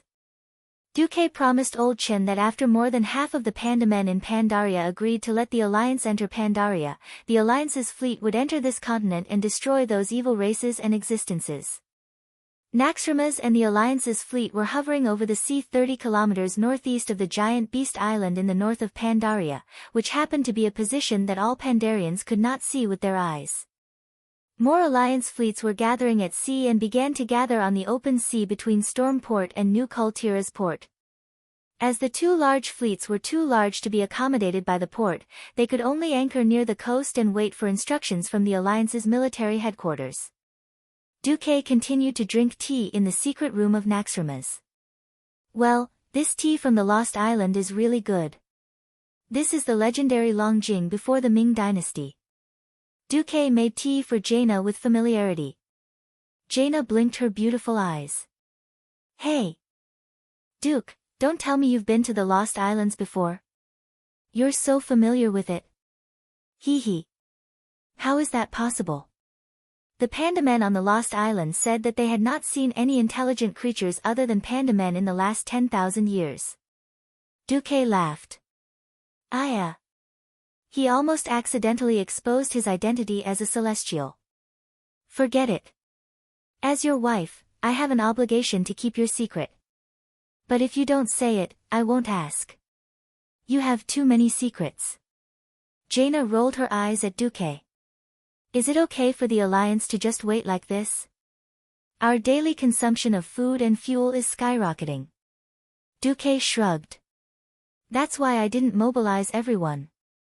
Jaina was speechless. Although the Alliance was aggressive and had encircled the Horde on all fronts in Kalimdor, it was actually not an all-out war. Most of the officers and soldiers reported and stayed in the military camps of the various countries, stepping up their training and preparing to attack at any time. In fact, there was really no need for the millions of soldiers, reserves, and militia. The active army at the front line was only 100,000 infantry and less than 1,000 airships. In total, there were only 300,000 people. In addition, there were the Kirakis, which were free troops. The cost of fuel was very low because it was mainly needed by the army. The airships used elemental energy sent over by the magic net, which also didn't need money. The real headache was the food and drink of these troops, as well as the artillery ammunition that was about to expire. Compared to the enthusiastic donations of the Alliance, it was like a drizzle. Duque pointed at the crisscrossed map of power on Pandaria. I'm dragging this out to make some space in Pandaria. Pandaria is too crowded now. Chapter 1942. A chess player's basic skill was to watch at least 3 moves before taking a step. Good chess players could even see the next 10 moves of their opponent. Others who met Pandaria might say, wow. It's a whole new continent. Can we colonize it? Is there a new territory? Duque was thinking about how to fight the Burning Legion if they came. At present, the Alliance had completed or basically completed their military deployment in the Eastern Kingdom, Kalimdor, and Northrend. When the Legion was ready, they would be snowballed by the demons if they weren't careful when facing the Burning Legion spaceships dropping from the sky. They did not care about the spaceship that had just landed. In a while, the Eridar warlocks would directly open the teleportation door and send more void distortion demons over. More Eridar warlocks arrived, and they immediately opened more teleportation gates. 1 hour, they might only have to face hundreds of demons. If they didn't do anything for a day, the number might soar to 10,000. Anyway, there were billions of demons in the twisting nether. They would resurrect after being killed and run back to their corpses. The only thing stopping the demons from invading was the size of the portals, which was the number of troops sent out per unit of time. The Azeroth in reality wasn't as small as it was in the game. In the Elven Forest in the game, it would take 10 minutes at most to run from the westernmost to the easternmost on a horse. In reality, the Elven Forest was about 100 kilometers from north to south and 300 kilometers from east to west. It was also a forest with complicated terrain. People and horses had to be changed, and it would take a whole day to send a message. With such a vast area, if they were still as backward as in history, they could only rely on griffins to find it. Most of the troops had to rely on the 4 legs of horses to run. By the time they arrived, it would be too late. If Duque was given another 10 years, Duque was confident that the 3 continents would be able to hold on. At least, they wouldn't collapse. When they reached Pandaria, there wouldn't be any empty space without a major operation. Of course, Duque knew that the devilish ancients, mantis men, and Zandala trolls weren't good people. The Alliance couldn't just start a massacre, right? Anyway, they were strong and had a lot of capital. The Alliance just quietly pretended to be cool and waited for the Horde and the evil races on Pandaria to die. In the following days, all kinds of information continued to come. Just like in history, Zandala successfully revived the first emperor of the ancient devils, the Thunder God, on the Island of Reckoning. The Zandala army was still overcast. They had found the ancient Devil Mountain's treasury and wanted to steal the powerful treasures inside. In the end, most of the Shadowpan monastery fell into the hands of the evil. Even the sect master, Zhu Talon, was controlled by the evil of hatred. Only Master Xuelio and his disciples managed to restrain the threat of the evil of violence. Because the Alliance had Old Qin take action, and with the help of Lina Lightspear and the other second-rate experts of the Alliance, the Shadow Trace sect was able to purge the fiend's influence from the outside in. Zhu Tulan was also freed from the fiend's control. After a short rest, Zhu Tulan finally realized that the situation in Pandaria was completely out of control. The Shadow Trace sect was an organization founded 10,000 years ago by the last emperor, Xiao Hao, who had gathered a group of top-notch experts. They wandered in the shadow of Pandaria, fulfilling their mission of guarding the fiends. As the current leader of the Shadow Trace faction, Zhu Tulan carried a heavy burden on his shoulders. He commanded all the warriors of the Shadow Trace faction and fought together with them to protect Pandaria from the invasion of outsiders. In a sense, he was the biggest obstacle in the Alliance's control of Pandaria. After all, in the eyes of the Pandaren, be it the Alliance or the Horde, they were all outsiders. Entering Pandaria without permission was the greatest provocation to the entire Pandaren race. It was a declaration of war. But the appearance of Old Chen and a group of Alliance elites made Zhu Tulan see something different. Old Chen, is the Alliance you speak of really so scrupulously abiding by the rules that they won't step into Pandaria without the consent of more than half of the Pandaren leaders? Old Chen chewed on the bamboo in his mouth and repeated what happened on the Lost Island. First of all, I have to admit that this interracial organization called the Alliance is 10,000 times stronger than we imagined. Secondly, they are the enemies of the orcs who slaughtered in the Jadeite forest. I heard that the evil orcs provoked a war against the Alliance. Since they couldn't beat the Alliance, they were most likely tempted by Yashaji and came to Pandaria to seek Yashaji's power. The most important thing is that the Alliance and the ancient gods are mortal enemies. They have already killed 2 ancient gods. I've seen the remains of the ancient gods with my own eyes, and I've felt the evil that hasn't faded from the Holy Light Seal. Moreover, the Alliance respects us Pandaren very much because we guard Yashaji's remaining Sha. I think we're on the same page as the Alliance. Also, including their commander, Duke Marcus, the Alliance has many demigods. Zhu Tulan was tempted. It was true that the Shadow Trace faction was the strongest evil suppression organization. At the same time, the Shadow Trace faction was also proud. They had been around for 10,000 years, waiting for the day when Yashaji came out. If not for this experience where even their leader was tricked, the Shadow Trace faction probably wouldn't let outsiders intervene, let alone an alliance dominated by humans. They were completely outsiders. Yashaji's spirit was terrifying. They had personally experienced it. The organization suppressing Sha all over Pandaria began to collapse, and the main force of the Shadow Trace faction also suffered heavy losses. In such a situation, no matter how stubborn Zhu Tulan was, he realized that the Shadow Trace faction alone, or even the entire Pandaren, couldn't suppress Sha and cause trouble all over the continent. When the Zendala trolls, Demonkin ancients, Mantis men, and the Horde joined forces, it might be the end of the Pandaren. The Pandaren were more homebodies, not eccentric and peace-loving, but they weren't stupid. They wouldn't sit still and wait for death. It was rare that such a powerful alliance was so polite and principled. It was really to the liking of the Pandaren, who regarded themselves as a race of etiquette. Thinking of this, Zhu Tulan made a decision. Old Chen, please introduce me to Marcus, the leader of the alliance you mentioned. I want to verify with my own eyes whether he and his alliance will help the Pandaren's future.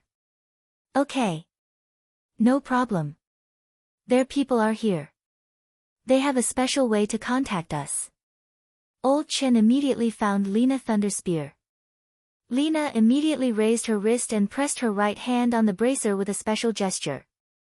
Silver hand 10086 calling 9527. Please answer if you copy. A second later, a crisp female voice came from the bracer, 9527 copy. Please speak. For the Pandaren, who respected tradition and relied on shouting to pass messages, and only rode the soaring dragon in emergencies, instant messaging was simply nonsense. After Lina finished speaking, another voice answered, May I ask if Sect Master Zhu wants a quick meeting or an immediate one? Huh. Chapter 1943. This time, it wasn't just the voice. An illusory, translucent human female head popped out, giving Zhu Tulan a fright. The other party spoke half-baked Pandaren language. I thought you were a human. Zhu Tulan looked at the short and fat Lena. Sorry. I'm a female dwarf. In the Alliance, humans are the most populous race, Lena said, a little annoyed. Hello, I'm Sally Whitemane, one of the bishops of the Holy Light Church in the Alliance. Sally smiled. Zhu Tulan started talking to the white-haired human girl wearing a red, gold-rimmed hat. What's with fast? So what if it's fast? If it's fast, you can come on a flying mount. We'll have special flying knights to lead the way. It'll take about half a day to get here. Or we can send flying warships. That'll be faster. If it's fast, we'll open a portal here and you'll be able to reach our flying fortress immediately. There were so many proper terms, and Zhu Tulan was dumbfounded. Teleportation portal. Do you know magic too? And don't portals only lead to a fixed place in the wild? Almost as soon as he finished speaking, Sally smiled. We can give you a demonstration. Okay, the next second, a portal opened precisely 2 meters in front of Zhu Tulan. Zhu Tulan couldn't help but swallow his saliva when he saw the completely different scenery inside the oval portal with a psychedelic purple-blue halo. On the other side of the portal was a group of smiling human guards who were not armed. Zhu Tulan was the leader of the Shadow Trace faction, and his position among the Pandaren was extraordinary. Unfortunately, Pandaren were a very traditional race, like the Celestial Empire in the 19th century. For 10,000 years, Pandaren's lifestyle and technology had been almost stagnant. But the Pandaren didn't only have monks. They also had quite a few magic professions, such as mages, priests, and shamans. The magic civilization of Pandaren wasn't particularly powerful, but they still had portals, just not as exaggerated as the ones in the Alliance. Now, the core members of the Alliance, such as the elite warriors, would carry a spatial coordinate with them at all times. With the help of the weave, any radiant moon wizard could open a teleportation gate from any place the weave could reach. While Dumuk had been rotting outside Pandaria for so many days, the shameless demigod of the weave had already spread his evil claws all over Pandaria, which was the weave nodes. However, Duque was very careful and did not recklessly lay down the weave. Moreover, they were closely monitoring every node. After all, he did not know what was going on with the baleful aura. Legend had it that it was a great killing weapon that could kill a large group of Titan guardians. There was no cure for a morbid life. If Yashaji's baleful aura infected Duque's weave, that would be hilarious. Imagine a large group of Alliance heroes, such as Tyrion Fordring kneeling on the ground in an ORZ pose and saying, "I'm a pile of shit, let me shit." Duque would definitely feel that the world was hopeless. Now, a teleportation gate had already subdued Zhu Tulan. If Sect Master Zhu doesn't think it's safe, you can always ride a flying mount. Sally slyly tried to provoke Zhu Tulan. If it were a man, it would be a standard mockery. If it were a woman, it would be a proper provocation. Are you afraid? Come if you're not. What are you afraid of? Sure enough, after being provoked, Zhu Tulan strode through the teleportation gate with his 2 deputies and Old Chin. As soon as they arrived, they immediately saw a handsome young man waiting at the door. Hello, I'm the son of Varian Rin, the king of Stormwind City and the deputy commander of the Alliance. My name is Andoin Rin. Please come with me. The commander is already waiting for you, Lord Rin. Little Andoin was not the famous, dirty priest, who would shamelessly use a mass resurrection spell in battle. He was now just a novice priest. His innocent smile was very pleasing to the eye, and he easily won Zhu Tulan's favor. Little Andoin took Zhu Tulan and Old Chen in a small circle, passing through the port of Naxxramas. Zhu Tulan was deeply shaken. Although the Alliance now had specialized supply ships to resupply the fleets floating outside Naxxramas, and even developed floating docks for maintenance purposes, the ships of the Alliance would still return to the port regularly. After all, the soldiers could only rest better when they returned to the port. The real overhaul of the ships could only be carried out in the port. Hundreds of battleships were docked in the huge square docks. From time to time, battleships over 200 meters long would enter and leave the port on a designated route. Tens of thousands of people were busy at the port, and from time to time, large trucks would drag large boxes to resupply the battleships. This futuristic scene was definitely beyond Zhu Tulan's imagination. It was like the first time the humans in front of the door of darkness saw the creation of the Titans. The feeling was indescribable. Is this the supreme force of the Alliance? Zhu Tulan's voice was trembling. Not to mention him, even old Chen, who had come to Naxxramas for the second time, was shocked by this scene. That's not it. Our commander, Duke Marcus, is a demigod of the weave. He rules the 4 elemental realms of Azeroth. He is the elemental lord of the land of fire and the throne of tides. The master of the throne of the wind god is another leader of the alliance, Sylvanas Windrunner of the elven kingdom of Sint Dorii. As for the Stonewall continent, Therazane, the mother of Stonewall, has already submitted to Commander Marcus, little Anduin said seriously. It was his undisguised youthful innocence that shocked people the most when he said these words in a matter-of-fact tone. Zhu Tulan wanted to find a flaw in his words, but he was surprised to find that when little Anduin said these words, the alliance guards beside him all puffed out their chests with pride. Zhu Tulan sucked in a breath of cold air. He was extremely glad that the alliance was not an enemy, nor had they come with hostility. Compared to the alliance, the horde warriors who relied on axes were nothing. Finally, in the secret chamber, Zhu Tulan saw the alliance commander, Duque. Welcome, welcome. Zhu Tulan was stunned. The people who welcomed him all spoke half-baked Pandaren language. Duque was actually fluent in Pandaren. The common language in Pandaria was Pandarian, but the Pandaren had their own way of speaking, which was like an accent. Hearing Duque's pure accent, Zhu Tulan felt a deep sense of respect. Chapter 1944. Not to mention Zhu Tulan, even Ol Chen's eyes bulged out of their sockets. He was completely stunned. For the panda people, the humans in the world of Azeroth were the standard foreigners. Foreigners speaking half-baked panda language was already a great respect for the panda people. In the human-led alliance, these foreign races were so powerful, and they were so respectful to them. That was a great honor.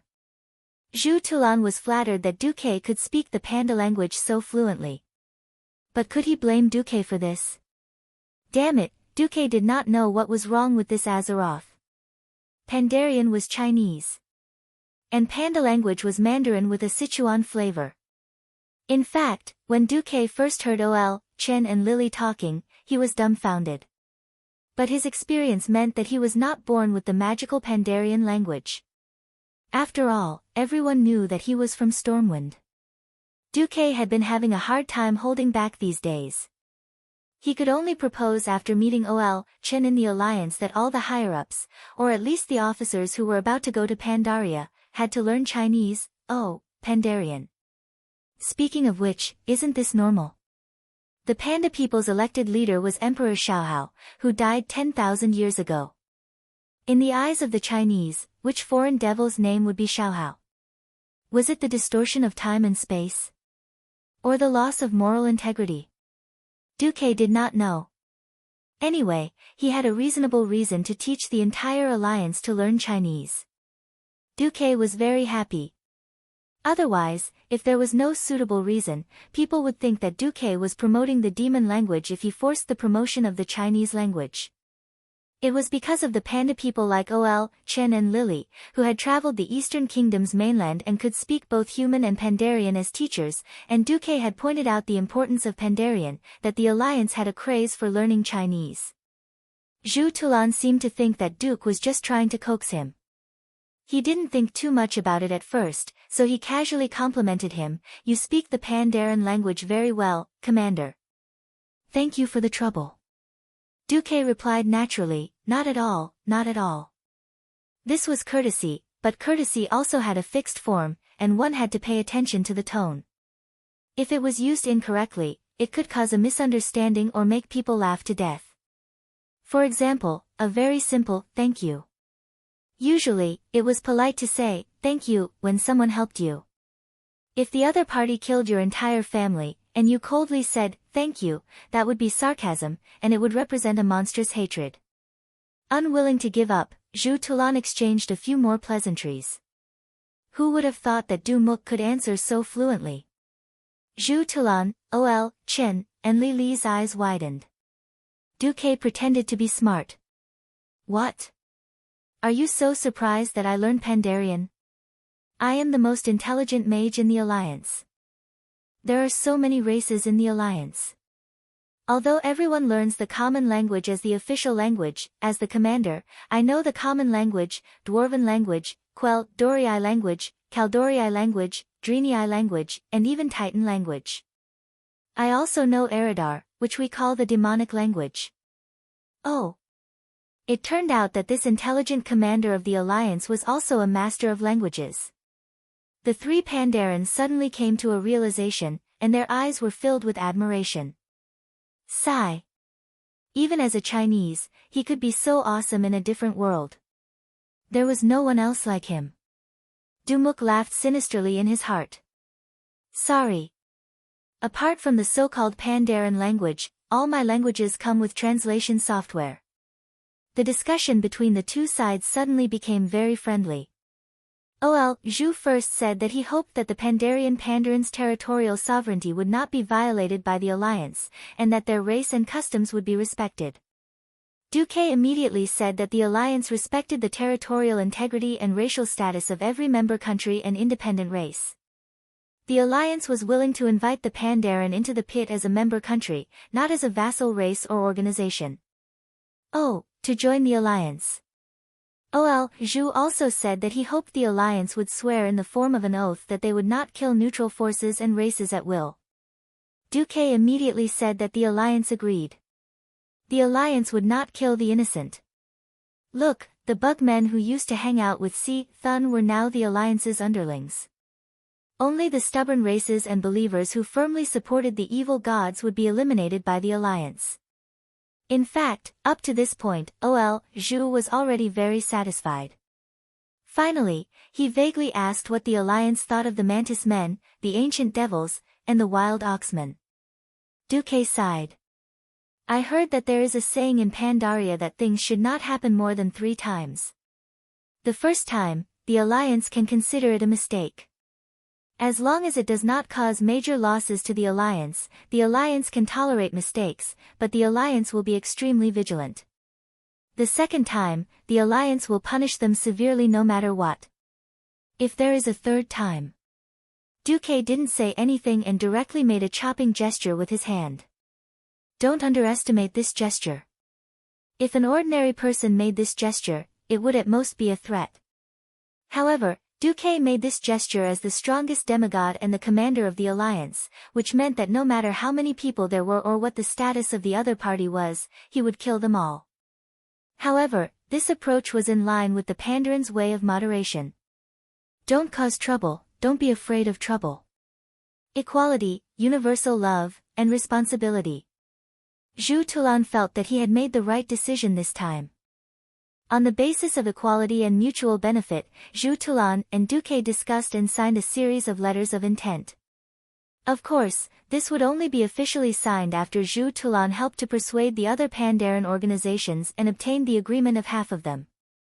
On the other hand, under Du Ke's clever guidance, Zhu Tulan also agreed not to interfere with the Alliance's fight against the Zandalar trolls.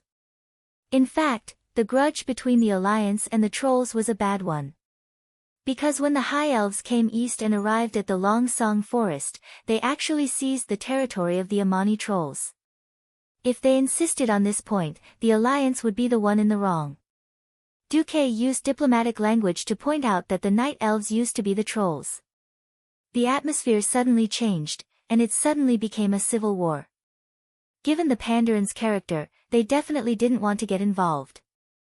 The key was that Du Ke pointed out that when Ragnaros and the ancient gods were stirring up trouble, the trolls took the opportunity to stab them in the back. Zhu Tulan didn't like these trolls at that time. The Zandalar trolls had now recruited the Amani and Gurubashi trolls, but these trolls used to believe in evil gods. The Amani loved torturing and killing animals, imprisoning the souls of animals that were close to demigod level and integrating them into their bodies to gain power. The Gurubashi worshipped the evil god Hacker and loved blood sacrifices.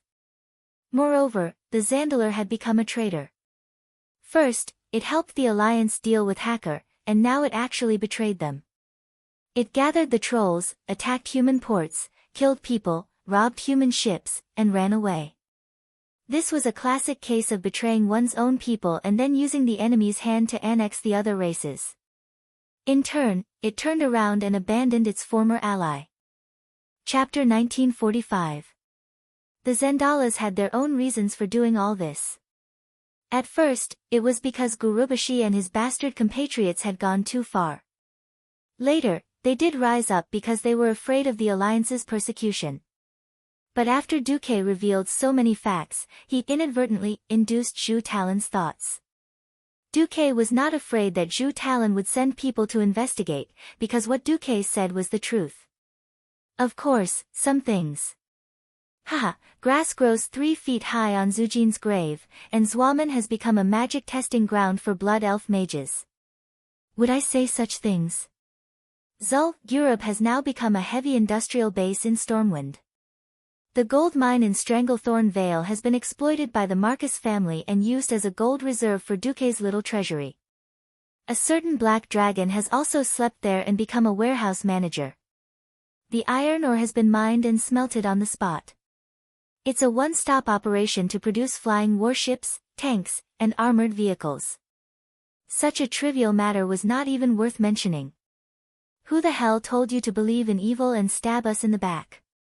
You deserve to be confiscated. There was nothing wrong with this logic. As a leader-level figure who paid attention to his own race, Zhu Talon was undoubtedly qualified. Unfortunately, his lack of knowledge led to a lack of breadth of thinking. Besides, he could not care less about races other than Pandaren. Just like that, Zhu Talon and Old Chin left happily. They would contact the various Pandaren organizations next. Of course, this would definitely take time. This allowed Duque's overt plot to continue. Because the Horde's elites led by Brainless Roar were still attacking Pandaria like a raging fire. The more ferocious the Horde's attacks, the faster the Pandaren's integration. In the original history, both the Alliance and the Horde were looking for a powerful force to win the war.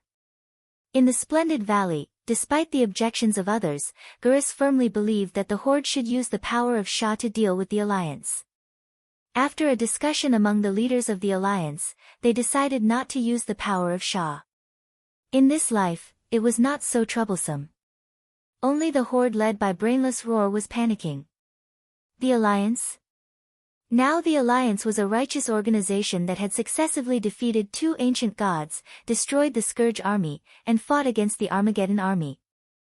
They had double-digit demigods, thousands of flying warships, tens of thousands of ships on the sea, hundreds of thousands of tanks, armored vehicles, and all kinds of cannons, as well as millions of conventional forces. With this level of strength, would he still need to take the unorthodox path? Great Chieftain Garush gave the order to search for a powerful ancient devil race divine artifact, the Sacred Bell. In Kunlai Peak, it was supposed to be an exciting showdown between scheming and counter-scheming. This time, under Duque's signal, the Alliance did not interfere, and as a result, the tribe succeeded easily. It was just that Dumuk had pretended to send an elite team led by Brigida Bendis to help an ancient hero in the name of resisting the power of the Holy Bell, the Monkey King of the Macaques from 10,000 years ago. Bridget passed the Monkey King's trial and obtained the Hammer of Harmony. It was created by the Pandaren and could resist the power of the Holy Bell. Garush led the elites to the ancient Devil Mountain Terrace in Kunlai Mountain, preparing to use the Holy Bell to allow the tribal warriors to control the power of the fiends. In the end, they were stopped by the Van Cleef father and daughter and the Alliance agents. Before this, Vanessa had asked Duque, "Why are you acting like this when you clearly want to see Brainless Howl cause trouble and can't wait for him to become Yashaji's biological son?" This was Duke's reply, "Alas. It would be too fake if the Alliance did nothing. Politics is so hypocritical. Just treat it as striking a monk for a day. Oh, no, you're wrong. Just treat it as striking a monk for a day. Duque's words were very zen like the Pandaren, but because of his ignorance, Vanessa laughed. All right, my dear master, I will obey your orders. But you owe me a favor, okay? Pfft, aren't you my maid? What do you mean by asking for favors when you work for master? Duque pretended to be angry. Hee hee. Since I've served you for so many years, just promise me. When we're done with the Burning Legion, I'll make another small request. Okay. Duque scratched his head. Unknowingly, Vanessa had also served him as a maid for 30 years. If not for the eternal blessing, she would have given him all her youth. From this point, it seemed like he really owed her a little. Duque did not think too much, and casually agreed. There was no doubt about the skills of the Van Cleef father and daughter. They succeeded. The enraged Gurus destroyed the Holy Bell. It turned out that in history, the Holy Bell had smashed little Anduin to the brink of death. But in this life, there was no place for little Anduin to appear. There was no other way. Duque could not possibly let little Anduin go knowing that something would happen, right? Speaking of which, William had the intention to groom his son. Hence, under Duque's instigation, little Anduin followed Old Chen everywhere. Of course, Duque arranged for Khadgar to monitor the whole process. In addition, Old Wa sent out his rumored harem and real teammate, Valera. After greeting Old Chen, she stealthily followed Old Chen. It could be considered as training for little Anduin. Duque did not think much of it. After all, in Duque's opinion, if the Alliance really handed over the baton to little Anduin, the dirty priest who played mass resurrection on the battlefield, the world would definitely be at peace. On the other hand, the first emperor of the ancient demons, the god of thunder, had returned to his former palace, Thunder King Island.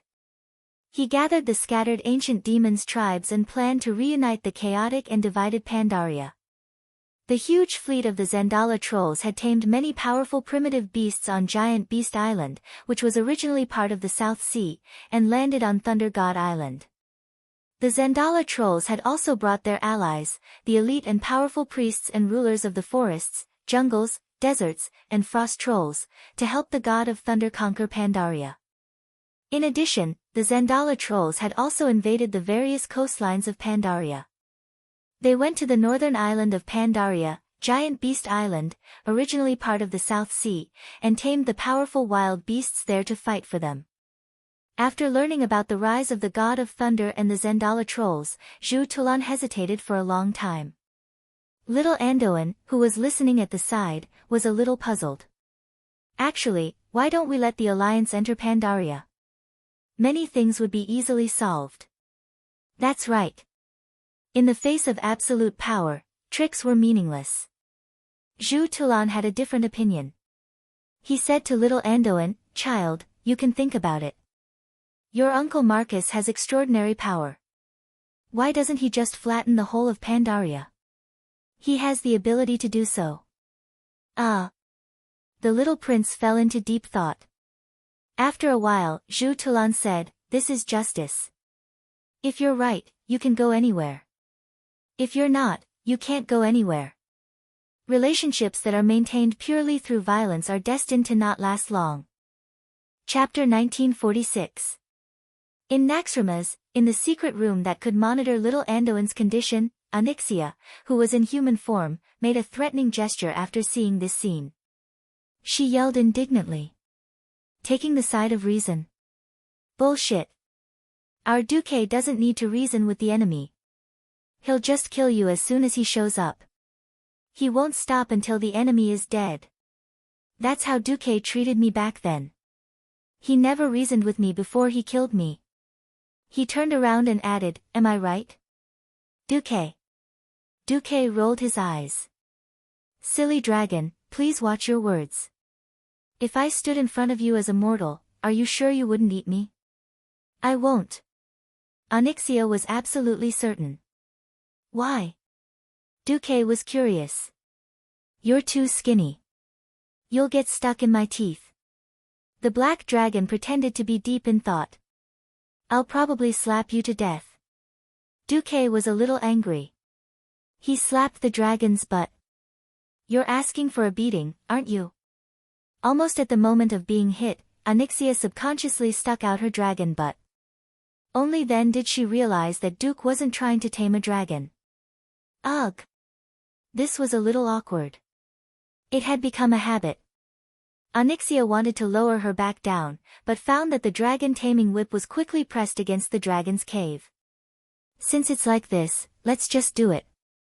Duque put his hands on the dragon's waist. There was a small twist in history. It was supposed to be Zhu Tulan who formed the Shadow Raid Battalion and led the elites to Thunder God Island. Although there weren't many of them, they hid in the dark and successfully thwarted the Thunder God's plan. The biggest variable was William's attack on Little Andoin.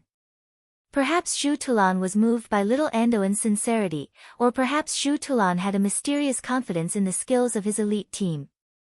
Zhu Tulan actually let a holy priest sneak around. Even the term, pig-like teammate, was not enough to describe Little Andoin in this state. He was like a lighthouse in the dark. Not only did he emit light and heat, but he could also be easily spotted from a few kilometers away. First, the Shadow Raid camp had been discovered. Then, another piece of news forced Zhu Tulan to withdraw the rest of his men.